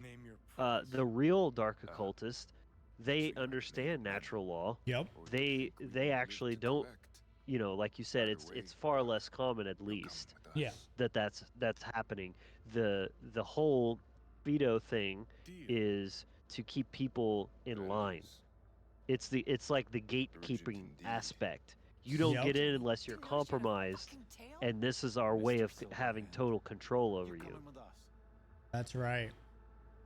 That is absolutely right. That's yeah. deep. So the dark, like you said, the dark occultists understand natural law, and it's just like what Mark talks about. He talks about how, they do understand these things, and they want to make sure that other people below them are, oh shit, stuff just got real on this. I'll pause it. That other people below them are the ones who are actually violating natural law, because it creates that barrier for them for the consequences of what they're doing, right? So within their groups, yeah, of course there's a few. It's far more rare, like you said, than what a lot of people would want to think. It's also easier for people to demonize people who they can readily see that they have done something wrong, right? So it's easier to say, oh, look at this. This guy was on the Epstein list, so this motherfucker is an evil being. But if that person was never affiliated with that, but still at the top echelons, and he looks pretty, clean, most people are not going to be emotionally charged about that person to the way that they're emotionally charged about someone who is on the list, right? And we understand like how emotional manipulation is one of the biggest weapons that's being used, obviously. So that, and then obviously the other point was that it keeps that fire shield for the consequences of natural law. That's really what I wanted to hammer on with that. I've talked about that on many podcasts. I don't think people really understand that. People get mad at me when I talk about that, because they feel like I'm trying to justify these other people, and I'm like, no, you're totally missing the point. It's very sophisticated is my point.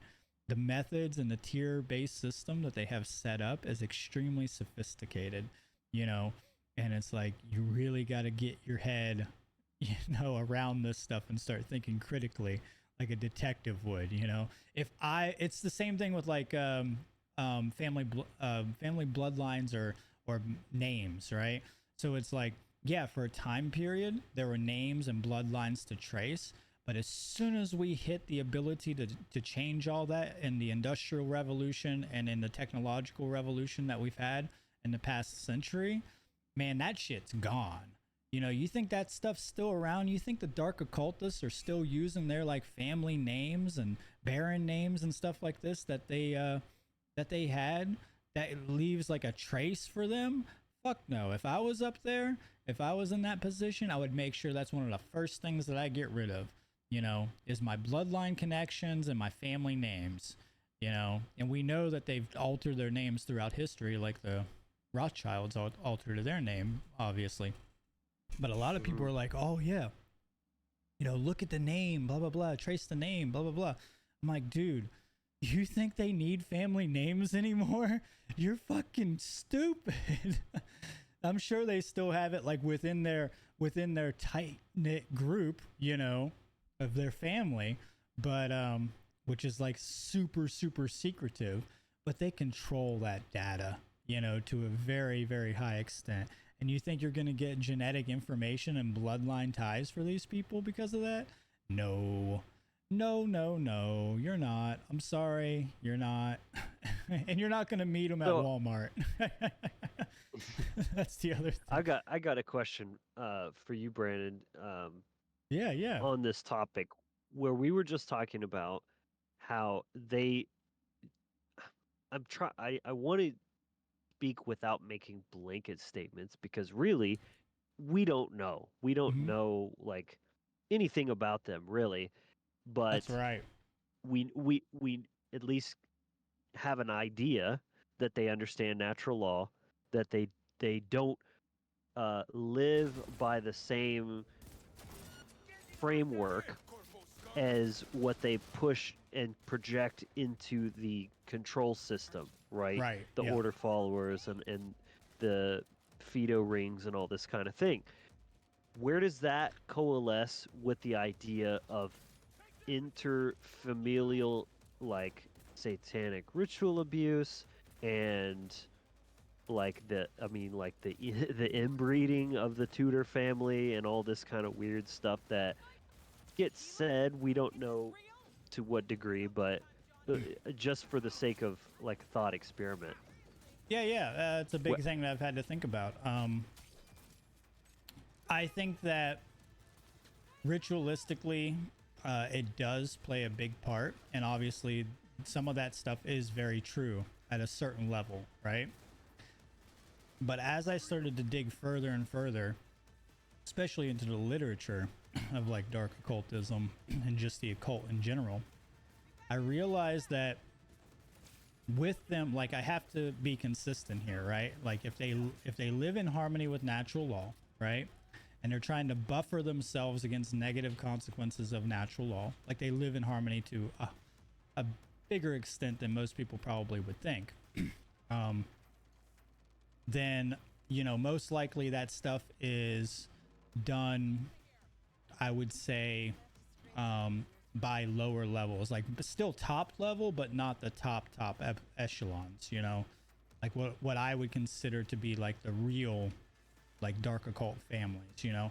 And it's hard to even say that because it's almost like saying there's a spaghetti monster behind you, you know, like it's almost like that bad, right? It's almost like literally like, hey, yeah, there's a spaghetti monster over your shoulder right there. So I know how it sounds. I know how crazy it sounds when I say something like that, you know, because people want to be able to latch onto something and be like, yeah, this is like a tangible thing that we can actually prove.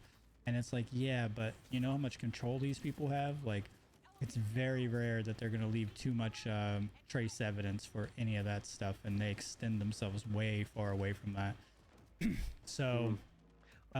okay, here's a follow-up question. Well, I want to approach the inbreeding. I think the inbreeding thing was there for a time period, you know, but I don't think inbreeding is stable, obviously, scientifically, and we already know all the issues with inbreeding.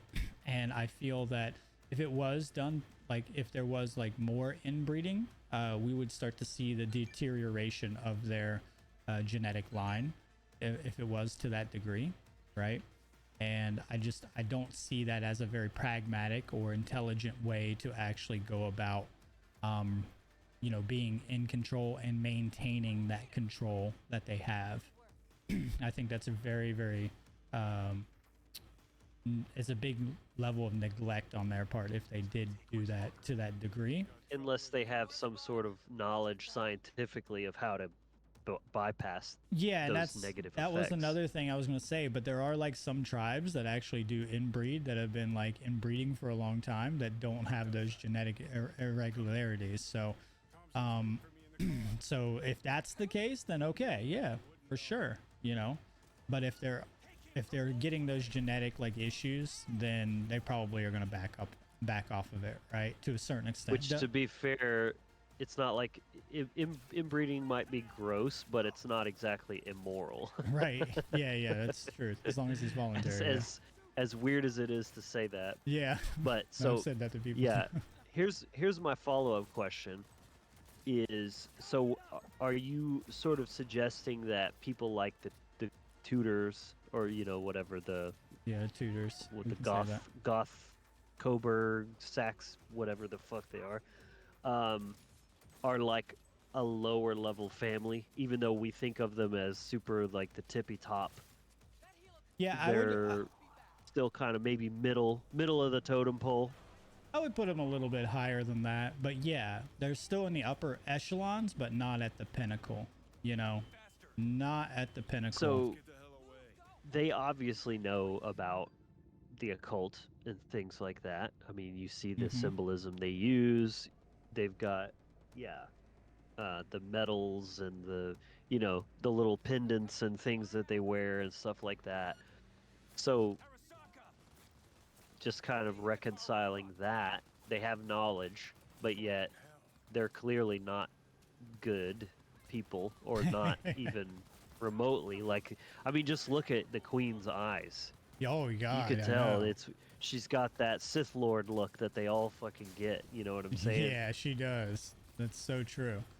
It's so fucking true. So yeah, I would say that the way that I look at it is that these families obviously at one time were the pinnacle, and then eventually they extended their power beyond those family bloodlines because of the break in security, you could say, the security of their own control system by having these blood ties, by having these lineages that can be traced, right? Because that's something that I would think about as a dark occultist. I would be like, people are going to be able to trace my lineage, you know, my heritage, and this is going to put me at risk. It's going to put me in great jeopardy, you know? And so I would extend myself away from that. So could they still be part of the Tudor family, like genetically? Yeah, absolutely. But are they going under that name currently? Probably not. You know, that's how I would look at that. Rather than just saying it's not like part of that family.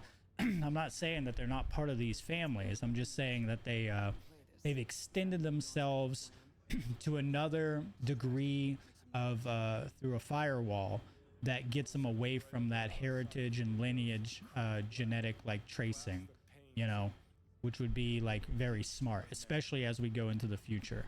you know, and that stuff becomes wider and widespread. I mean, I don't know. I always just think about it that these people are still human, and if I can think of something like that, then there's no way that one of these people haven't thought of something like that, you know? And like to take contingencies, right? Like, I mean, I don't even put myself in the realm of like super intelligent, you know? And I know that these people are fucking highly intelligent individuals who are in the control mechanisms at the top. And they had to have taken contingencies for things like this. If not, then you're a fucking dumbass, you know? You're a fucking retard if you haven't done it. You know? I'm not saying it's perfect either, though. I do think that there's like loopholes and ways that it can be traced. I just think that it's been negated to a higher degree than what most people recognize. And I never hear people talking like this about this stuff, right? Like we never hear anybody talking about that, you know? Yeah. It's just, I don't know. I'm a detective mindset, so I'm thinking like a criminal, right? If I'm a criminal, I want to make sure that the way that I am traced is negated to the best degree that I possibly can. And if I have all these mechanisms, all this control over the publishing companies, the media companies, you know, the news, the genetic companies, the scientific industry, right? If I have all this fucking control over it, why wouldn't I use that to my advantage? You know, why wouldn't I use that to eliminate any kind of security risk for my bloodline, you know? Yeah. Yeah, and at a certain point, you know, when you understand the basics really well, it's natural to start trying to find the edges and explore more on the fringe of these ideas. You know, it's great that people are coming into the fundamentals, but for guys like you and me, we've been knowing this stuff for a while, and like we can't just keep talking about the same things over and over. I think it's really good that we, you know, continue to keep kind of exploring and looking at like all the edges of the pie crust, basically. Right. I agree with that. I definitely and agree following with that. these kind of line of questioning, because obviously we're just purely speculating. Yeah. But we're two fairly intelligent guys that we can just kind of play what if and just ask these sort of like if this then that. I mean that's the logical methodology. Yep. Yeah, and I could be wrong about it. I don't know. Maybe I am wrong. Honestly, I hope I'm wrong. You know? I would prefer to be wrong. I always tell people that too. I'm like, yeah, I mean, I would prefer to be wrong about human slavery. Like, really, I really would be. I would prefer to be wrong about all this stuff. But, you know, like until there's enough evidence to show I'm wrong. I don't think that I am. Yeah, I don't think I am. And unless you can prove to me that I'm wrong, then I'm not going to change my mind. Like, you're going to have to prove it to me. You know? And unfortunately, the more we do these thought experiments and really, really think about this stuff, contemplate it very deeply, and just ask the hard questions and explore every thread of logic and questioning, it only just continues to corroborate our thesis. Mm-hmm. So, you know, take that for what it is. It's like we're trying to find some kind of loophole or something we didn't consider, and the more we question it, the more it's just like, yep, this does seem to be the case. Right. The other thing I say is that it's less like I always add this in when I talk about like the real dark occult that I consider to be at the top echelons. You need to worry less about them. You need to worry more about the common people and less about the dark occultists. And people hate me on that one. You know? It's like, damn. Oh man.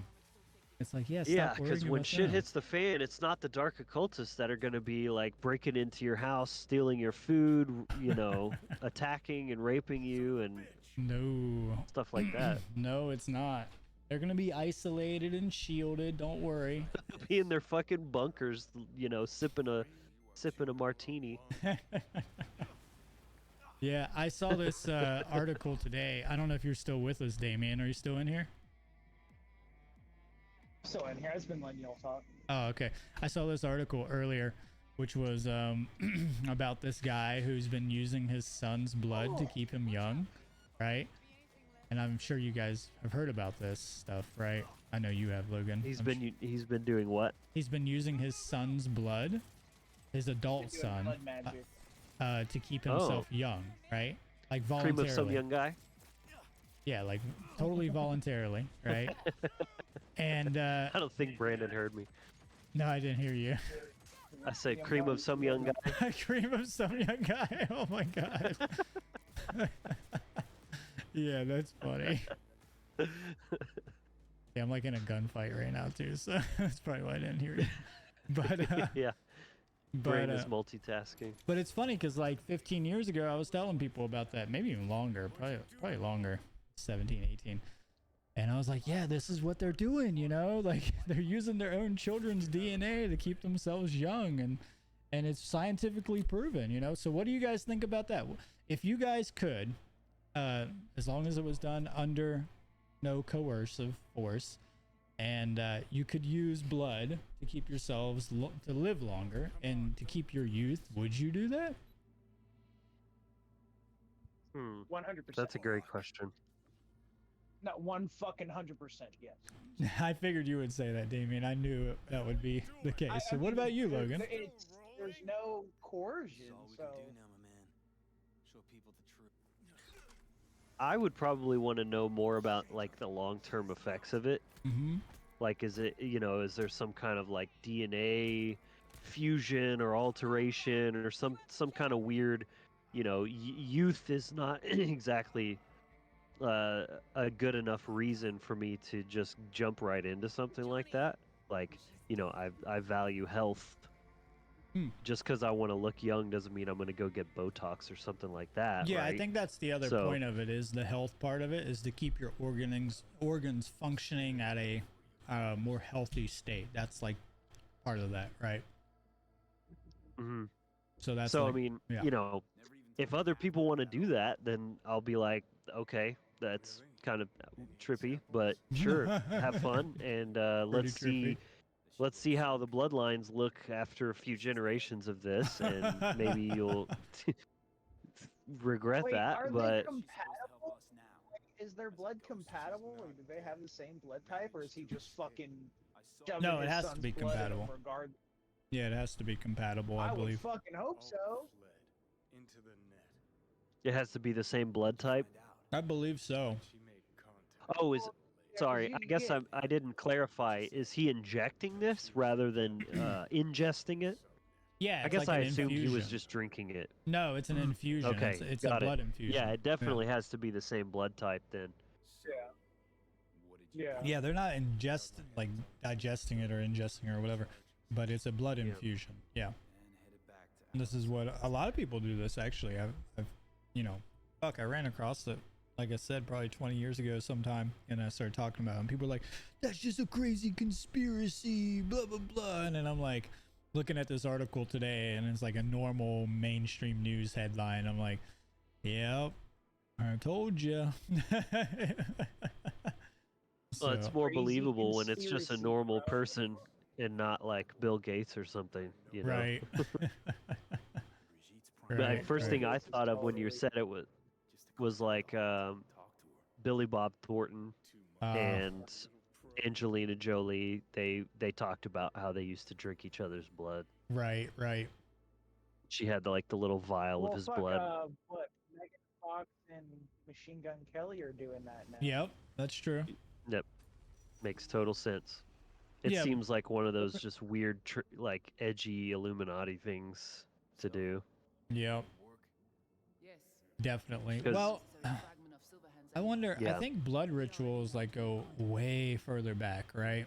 Because for my studies, like, you know, the weird thing about blood rituals is that at some level in our society, in early society, early primitive man, the masculine archetype, the masculine people felt that they were less valuable to the tribe, to the totemic tribes, because they did not bleed naturally, and they saw that the female who has a menstrual cycle as a more valuable, asset in nature, because they have this, natural cycle of bleeding, which is in a rhythm with the celestial bodies, right? And this is where, now this is just speculation. Michael Tessarion talks about this. I've read a couple other people and a couple other books talk about this, was that we had some kind of resentment against this, and we felt like we weren't created equal because of that, right? And so that we started to like actually cut ourselves, scar ourselves, and do these blood rituals because of that. And it was the only way that a male could actually give blood is by wounding, by cutting, rather than like a natural release of that. So they started to do bloodletting. They started like leeching. Leeching became a big part of these rituals. Bloodletting. Yep, bloodletting. So I find that kind of interesting. And I do find that it actually ties into some circumcision stuff in totemic societies. So a lot of people hate me when I bring that up, because like ancient totemic cultures also used circumcision before the modern Judaism was using it, but it was much different than the way that they did it, the Jews did it or whatever, and the way that we do it currently. Like one tribe that I can think of, they would cut a circle out of the foreskin rather than the whole thing, and the circle represented the feminine aspect, and they only did this as a rite of passage when the young male was of age of puberty, so they didn't do it when they were babies. They did it once they were doing their rites of passage for manhood. 13 to 15.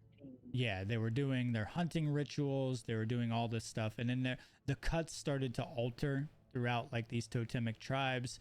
And some of them were circles. That was the one that always stood out to me because it represented a female. And the men were always trying to like embody and invoke the feminine spirit. And this also represented the full disconnect from the mother, where you're no longer needing the nurturing capabilities of your mother, right? And you've become a man, and now you can take care of yourself, right? So cutting off the foreskin also represented the cutting the umbilical cord completely off, like you're no longer like physically connected or spiritually connected. So there's a lot more stuff to that, where these religious ideologies come from, and a lot of people don't know that, like how these religious fetishisms, and that's what I would call that, kind of like a fetish, even though not like a sexual fetish, but like a religious fetish, right? Which is different.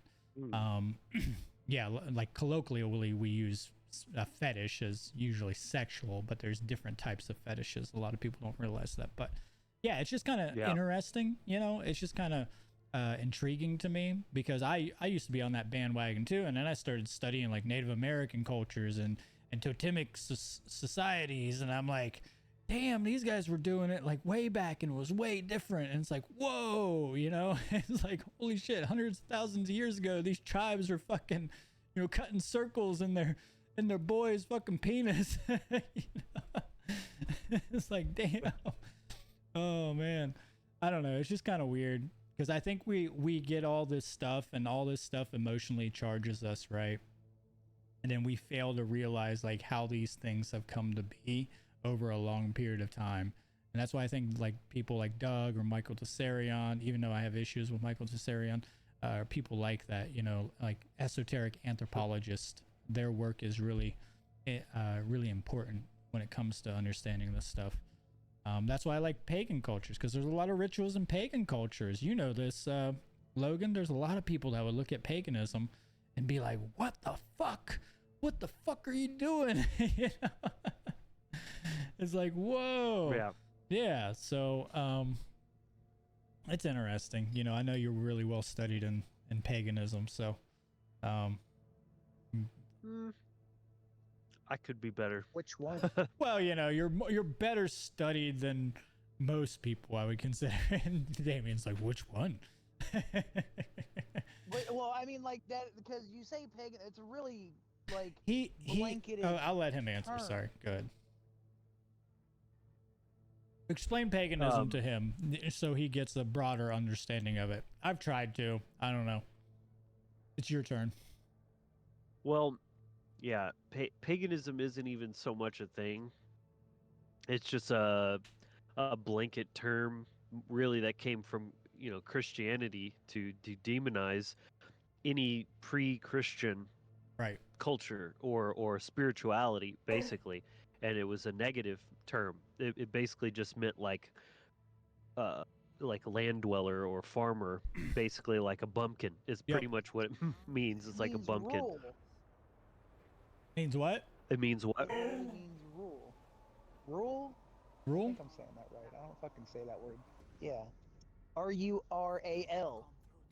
Oh, rural. Oh, rural. Yeah. Right. Rural. Yeah, exactly. Yeah. Yeah, it's basically like a bumpkin. Literally what it means. Yeah. Right. Rural. That's also where the word barbarian. That's where. Well, yeah, I wasn't disagreeing with you. I agreed with you on that. You don't remember me agreeing with you on that? I know you agreed with me. It was just the whole thing of when you say someone is well read into it, it's which one? Which is what I was asking. Which one does he focus on? Well, I focus. Or does he just focus on the blanket term? I held up my end of ordeal. Both. I mean, I'm most familiar with the Norse pagan.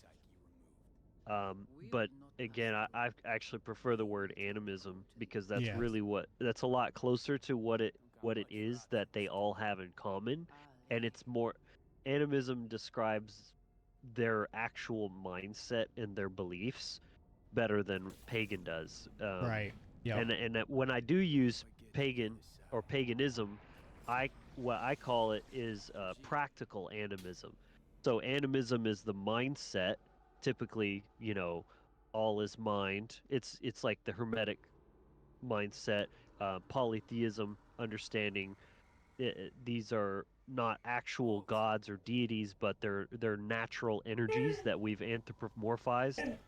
And then paganism is basically the practice or the different traditions of how different cultures have applied the animist mindset and developed traditions around it through their rituals, their seasonality, their deities, things like that. That's how I look at it. Yep. That's how I would look at it too. That's the same thing with barbarian. Barbarian means beyond the pale. It's just another word for a pagan. That's literally, yeah, my dog wants to go out. Yeah.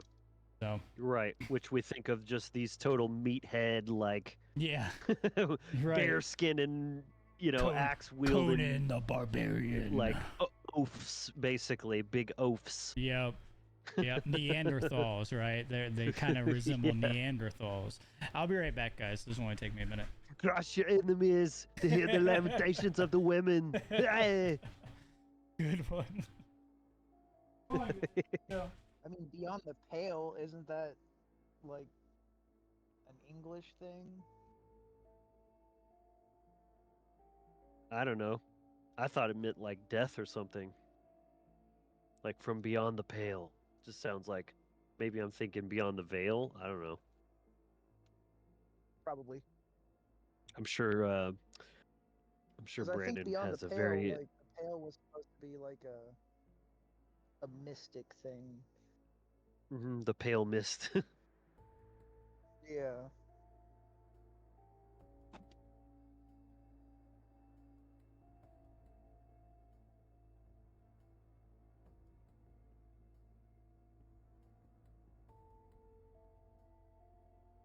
So you're just over there playing Cyberpunk on your own screen, your own game.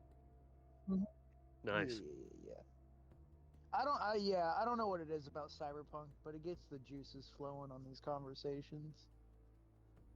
It's a very pretty visual stimulus. Well, that and it brings up a lot of transhumanist conversations because it's obviously about, I would say almost to a point of hedonistic transhumanism. Like they're fucking just shoving all kinds of shit in their body as much as they can to make themselves better. Exactly. I've played this game a pretty good amount, but really just one playthrough. I'm pretty familiar with it.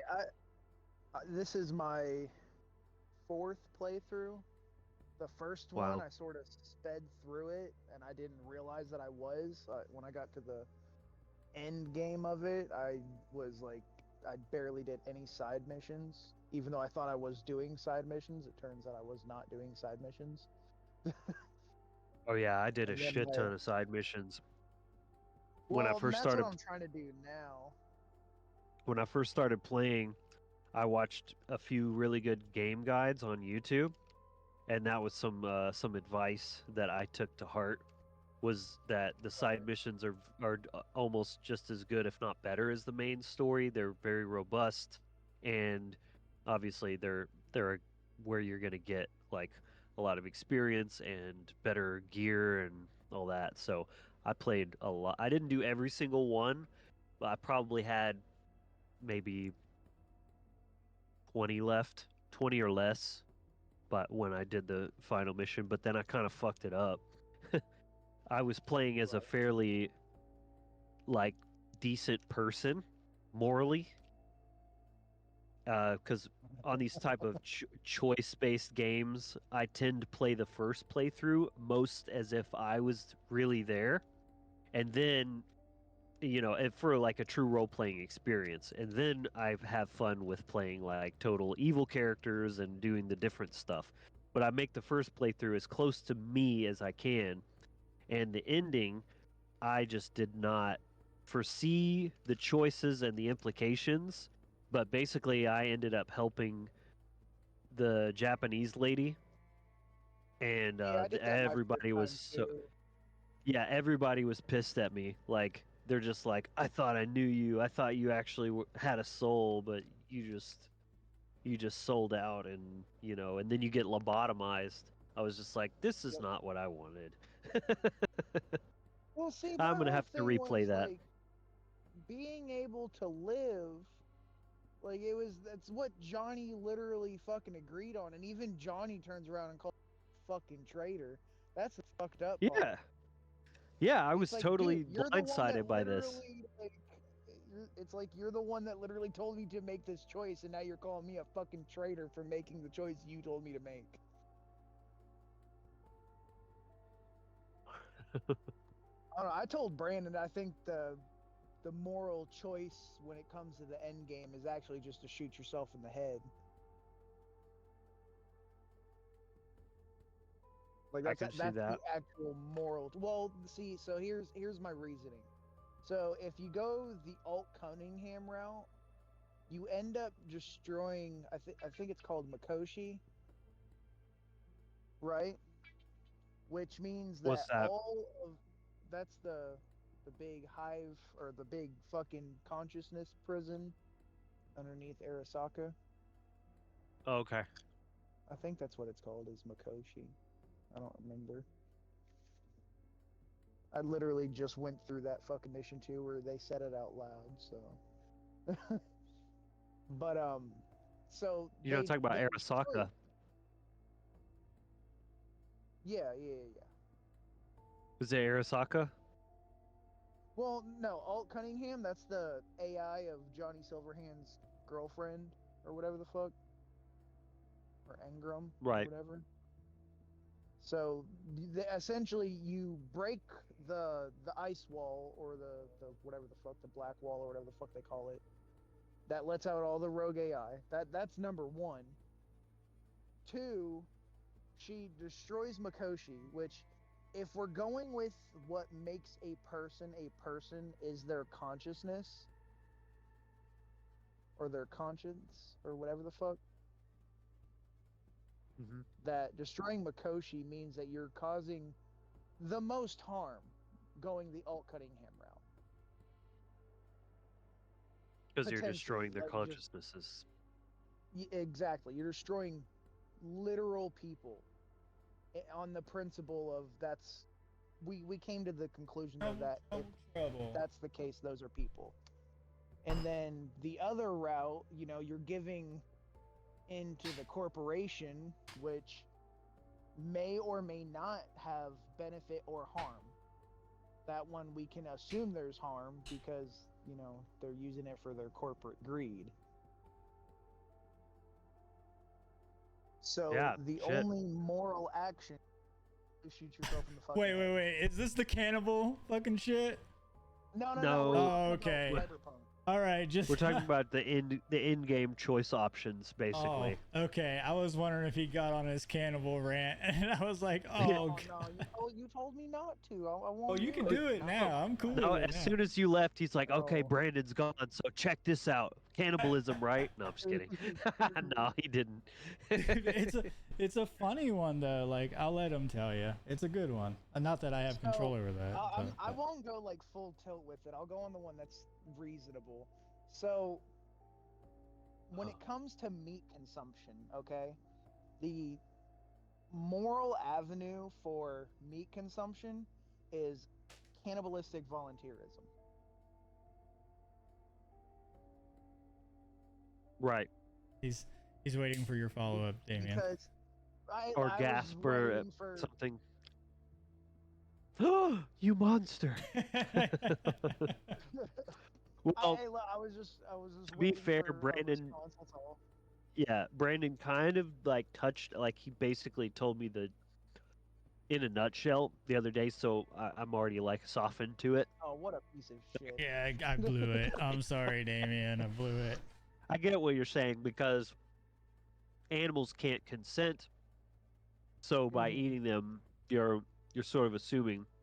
But at least with humans, they have the ability to consent.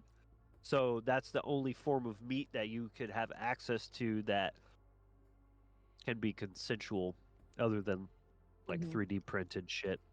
Well, I also say that it's actually the one that has the most benefit. So. Yeah, he actually got me onto this, which is wild. I looked up a bunch of the scientific papers on this, and he's not wrong. Like, it blew me away, honestly.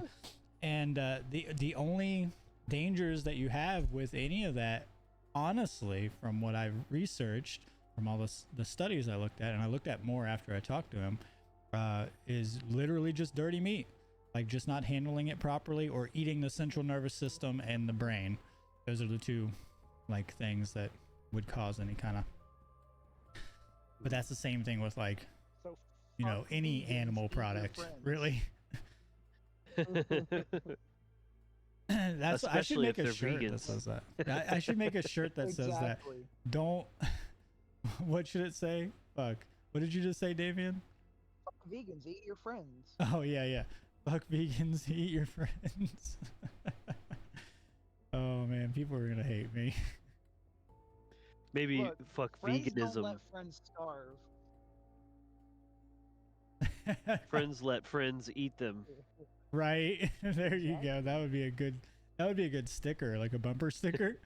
Friends let friends eat them. Eat me in the barn. No. Eat me in the barn, bro. Dude, oh man. I have to give you a little context to that, Logan. So last year, I got a meme idea first, real quick though. Okay. Like the trendy memes, but except it says, if it ain't like I would let you eat me if you were starving type of friendship, I don't want it. That's a good one. That's a good one. Oh, you could go sexual with that one, you know. Yeah. People would you know how people eat up the sexuality, so pun intended. Oh yeah, Yep. so the come to find out, meat can be sexual. I've had lots of girls ask me for mine, so. Right. Yeah, it looked like you had a couple flirting with you on your page. I think that eat me in the barn is the best one. What's it gonna cost? Which my recent post, Brandon? Yeah, I think so.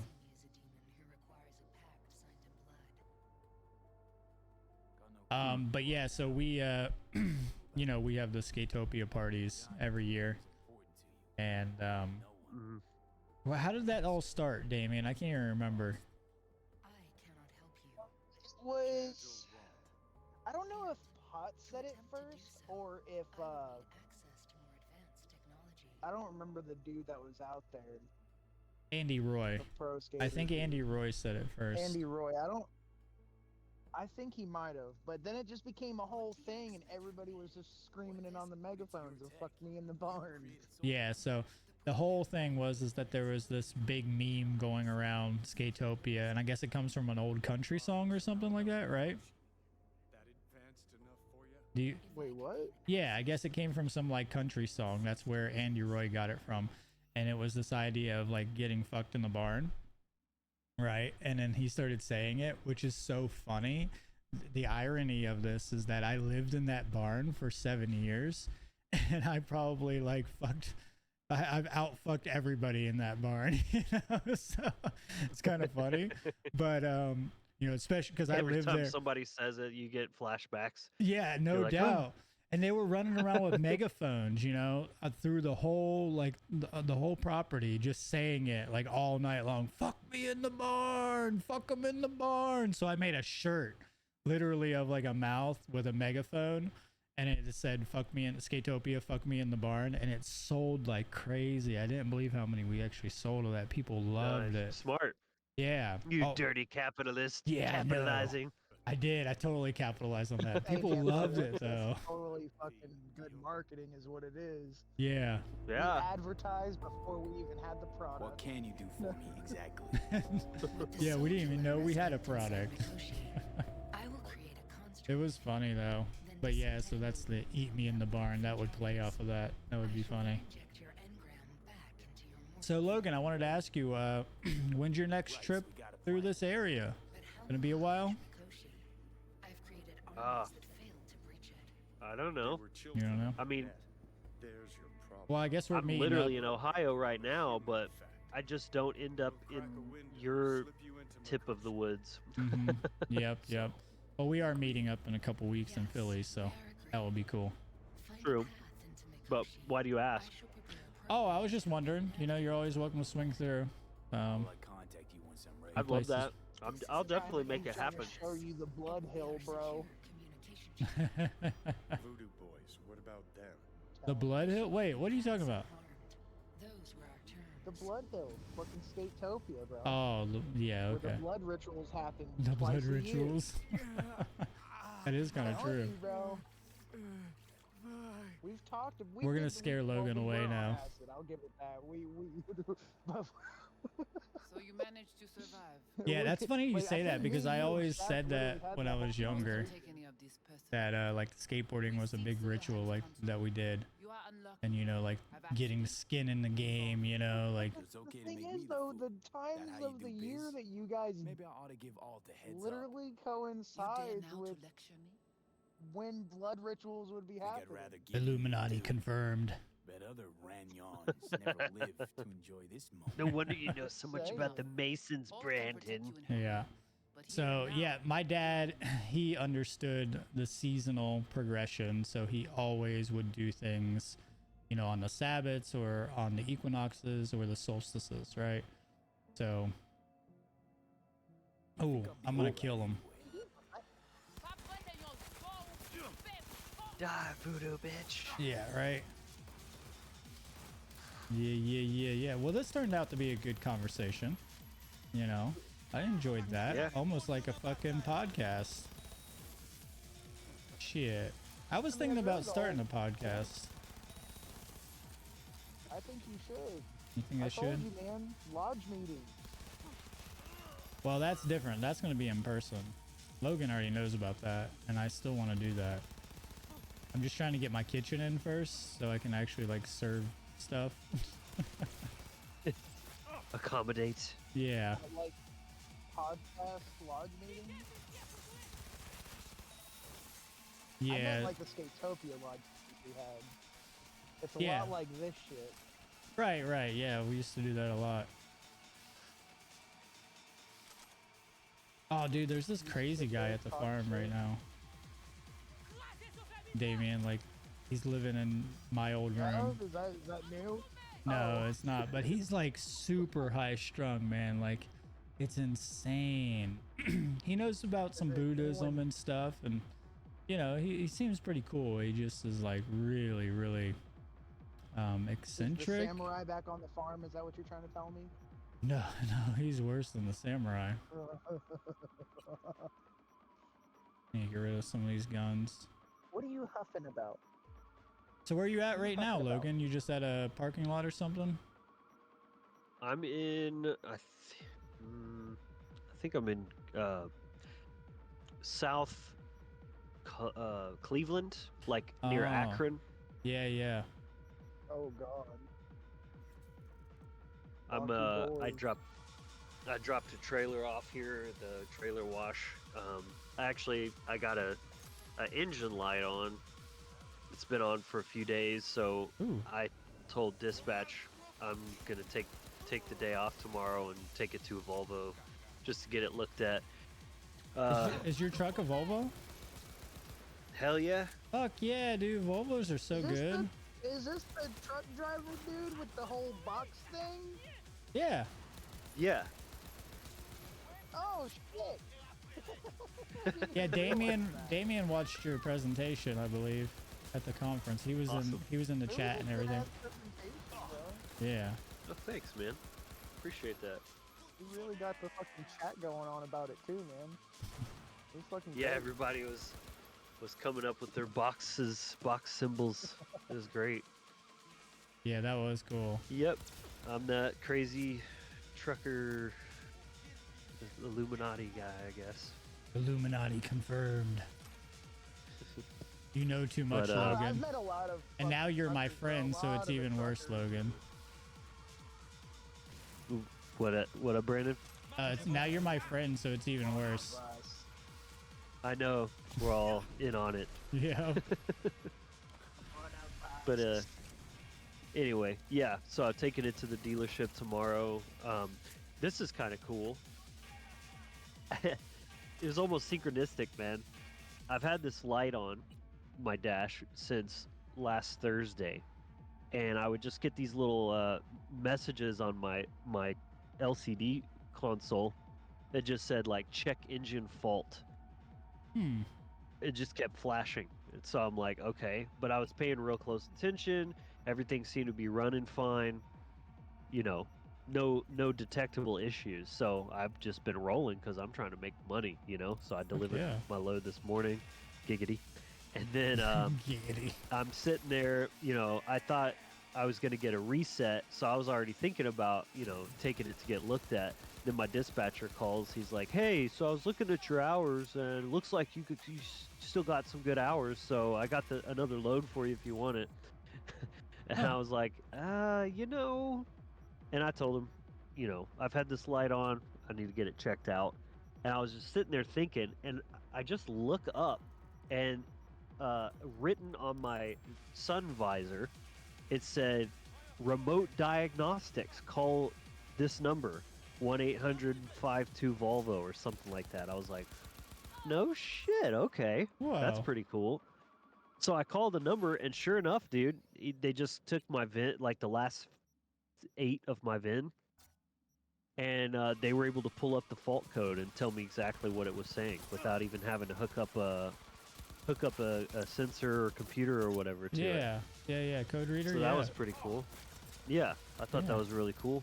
Hell yeah, that's epic. And it apparently it's just some valve that's malfunctioning, so it didn't seem like it was anything too critical, but I might as well just get it, you know, get it handled. And I got some other stuff I can have them look at too, because I mean, I've had the truck a couple months, but I bought it used. I've never actually had a mechanic look at it, so figured just take it to him and have him look everything over. Yeah, it's a good idea. I love this truck, man. It's good. Nice and smooth and comfy. Yeah, Volvos are really good. They make tanks, bro. So. Didn't know that. Yeah. So does Volkswagen, man. Yep, Volkswagen does too. Well, that makes more sense. Oh yeah, everybody knows. My dad used to have tons of Volvos, usually diesels.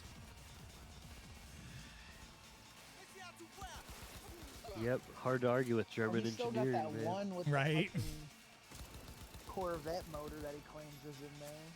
Oh yeah, right. That was funny. He actually did have a Honda with a Corvette motor that was put into it. Jesus Christ. Yeah, it was wild. Well, that thing must have been fucking quick, dude. I can only That imagine. like a V8 or something? Yeah. Yeah. Jesus. So Yeah. you literally doubled your cylinders. Yeah, it was I think it was in a Honda Accord frame, if I'm not mistaken. It was some Honda. Let me see if I can get this guy. But it was back when Tony Hawk Underground 2, when they were making that level for that game from Skatopia, and he had it then. And he took all the level designers out in it and scared the fuck out of them. You know, smoked a bunch of weed with them and was like, here, let's go drive my car. And they got in it with, my dad's a wild man, you know, he drives like a maniac, so. Dude, even going down fucking just from Walmart, dude drives 75 miles per hour down that fucking road. Yeah, it's probably where I get it from, so. I mean, I don't blame them. Ain't no fucking cops out there. Shit, I go fucking faster than shit. I ride the mailboxes though. I still have the goal of smacking that one mailbox with my mirror. Oh, this is Placide. What a dick. I hated this guy. I'm so glad I killed this guy. Yeah, that dude's an ass. Yeah. Just a fucking another warlord statist. That's what I did too, because I just got non-stop bad vibes from the guy. I was like, dude, if I don't kill this guy, he's gonna end up killing me. So yeah, fuck no this. doubt. Well, no, that's the thing though, is that he does try to kill you. Yeah, he already tried to kill me. Yeah. When you go to Just meet up taking with the the initiative. dude, the program that he puts into your head is literally there to kill you. If it wasn't for the relic being in your head, you would have died. Yep. Oh, malfunction. Did you not catch that? Hey, look. See that? I don't think so. Fuck those cops. Yeah. Oh, dude, it's insane. It's like, so that's the whole reason you're able to come back from being shot in the head, is the relic rebuilds your brain. And so because that particular software, whatever the fuck you put into your head, attacks your brain, because of the relic repairing your brain, it, you know, doesn't function correctly. That makes sense. This is the part where you divulge your master plan to annihilate Arasaka? No, it's the part where I Oh, feeling pretty good today. Oh, you guys, I gotta tell you about this. This was epic. So I still have a bunch of stuff at my dad's house, so I went over there and was dealing with a bunch of it. And it's been sitting on this porch forever. I figured it had been stolen or whatever. But so I started digging through it all, you know, and I'm organizing it and throwing stuff in the dumpster and, you know, just dealing with shit. And I found my old like comic book collection, the other half that I thought was gone. So I opened it up. First issue of Spawn, fucking all kinds of great comics, like, you know, mint condition. I was just so pumped to have those back. Like, I'm so surprised nobody took those. It's insane. But I was just super excited. In decent condition still? Yeah, they're all in mint condition. Yeah. See, I'm fucking surprised about that more than anything. Yeah, they were just in a box, you know. But I did get my other ones back. Like, I got half of them back because I had 2 boxes. One was in a fireproof box, and I got that back. Right. But the other box, I didn't know where the fuck it went, and then I found it today, and I was like, hell yeah. Oh, any updates? I haven't asked. On what? On Mel. Oh no, she's not there. Yeah, she's not there. So no news or anything about how far off the deep end she's gone? Fine. Yeah, I have no idea where she's at. She probably went to California again. Maybe. I don't know. I do know that the car that she left at the bottom of the driveway that she claimed got stolen was just impounded and towed. So Bruce had to spend $1,000 to get it out, which was the car that he bought anyway. So, you know, it was in her name though, because she bought it while he was in jail and put it in her name. Not the Range Rover. No. I'm trying to buy that from him. It needs the electrical harness put into it. So. Yeah. And a new tail light. Yeah, I want that really bad for my dogs, but I just don't know anybody who would actually do it without like costing me a fortune. It's a bitch. The Range Rover is gonna cost you a fortune. Yeah. Ooh. The luxury of luxury cars. Oh shit! I'm at the DLC. I'm not going any farther with that because I want to pay attention to that. Yeah, I just saw Dogtown and I was like, oh shit.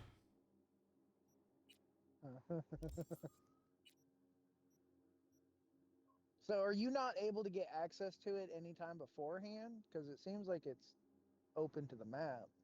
Yeah, I think you can go in there, but I haven't went in there. I can't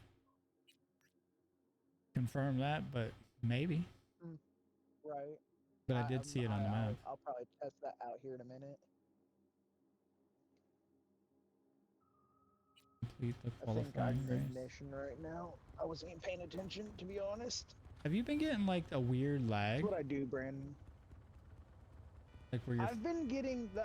I told you yesterday that it sounded like I need to get fucking new headset because I was getting like sound glitches for some reason.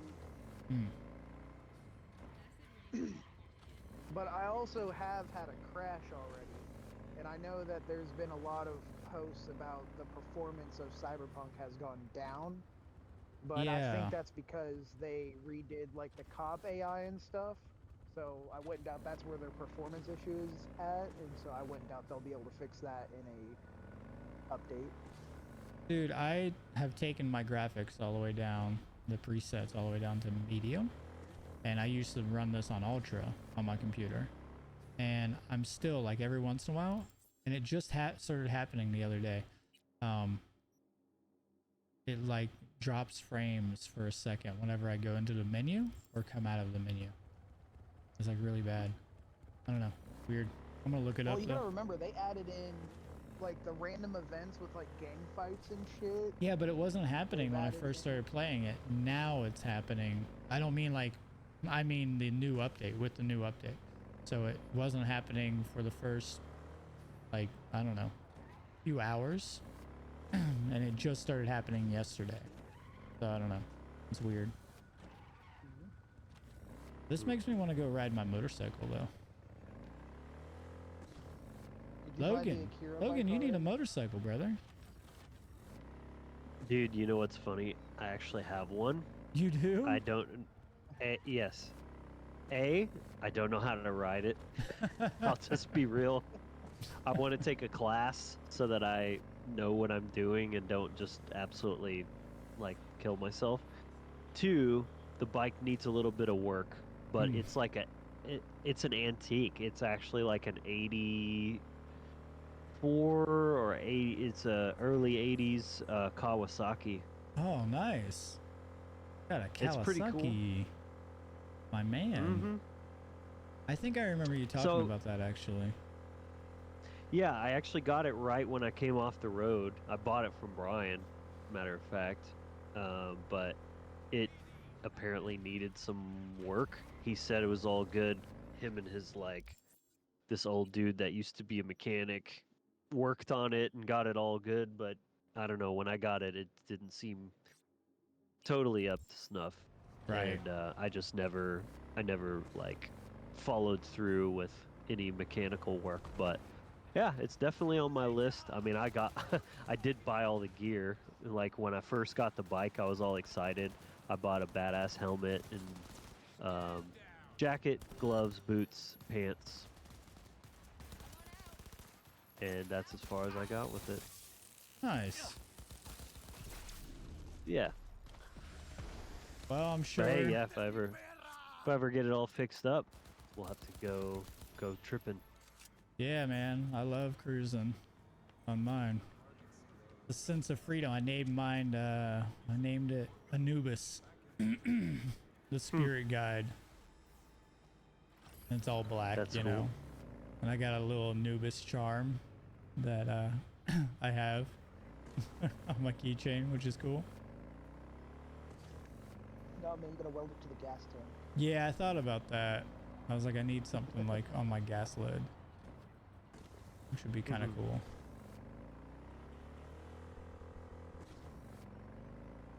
Oh shit. Oh, what's dying? Why am I getting notifications?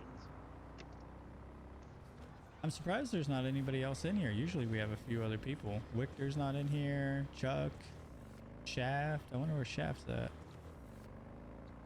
Well, it's okay. We don't need Victor in here. Victor wouldn't eat his friends. Oh yeah, you guys. You know, whatever. He can't handle you. It's okay. Victor's another streamer that I play with sometimes. He's pretty cool. And then like Shaft, I've known Shaft for like 20 years. He's a really good friend of mine, and he comes to Skatopia, and he's following the seed stuff, you know, supports all that. Hell yeah. He's a cool guy. She kind of looked like Indica a little bit. Oh my god, you're right. Like that was my first impulse. Like, shit, same bangs and everything. Yep. That's kind of a trip, dude. Little indie there. Do I want any of this? I don't think so. I think I'm actually gonna jump off here. I need to take a shit and make a phone call. All right, guys. Well, it's been great talking to you guys. This has been epic. Word. Definitely, man. Yeah, I'll be on. Yeah, glad I finally got to chime in on one. Yeah. I was actually parked, had decent signal, and able to, you know, use my microphone and everything. So Yeah, I was looking forward to it, honestly, Logan. I was like, cool, Logan's gonna be in the Discord. We can actually talk some serious shit. Not that me and Damien don't, because we usually do, but Shit. hell yeah, dude. Hell yeah, guys. Yeah, this was fun. We'll do it again sometime. All right, sounds good. You guys have a good night. Have a good night. Later. You too, Ed. Yep, later, Damien.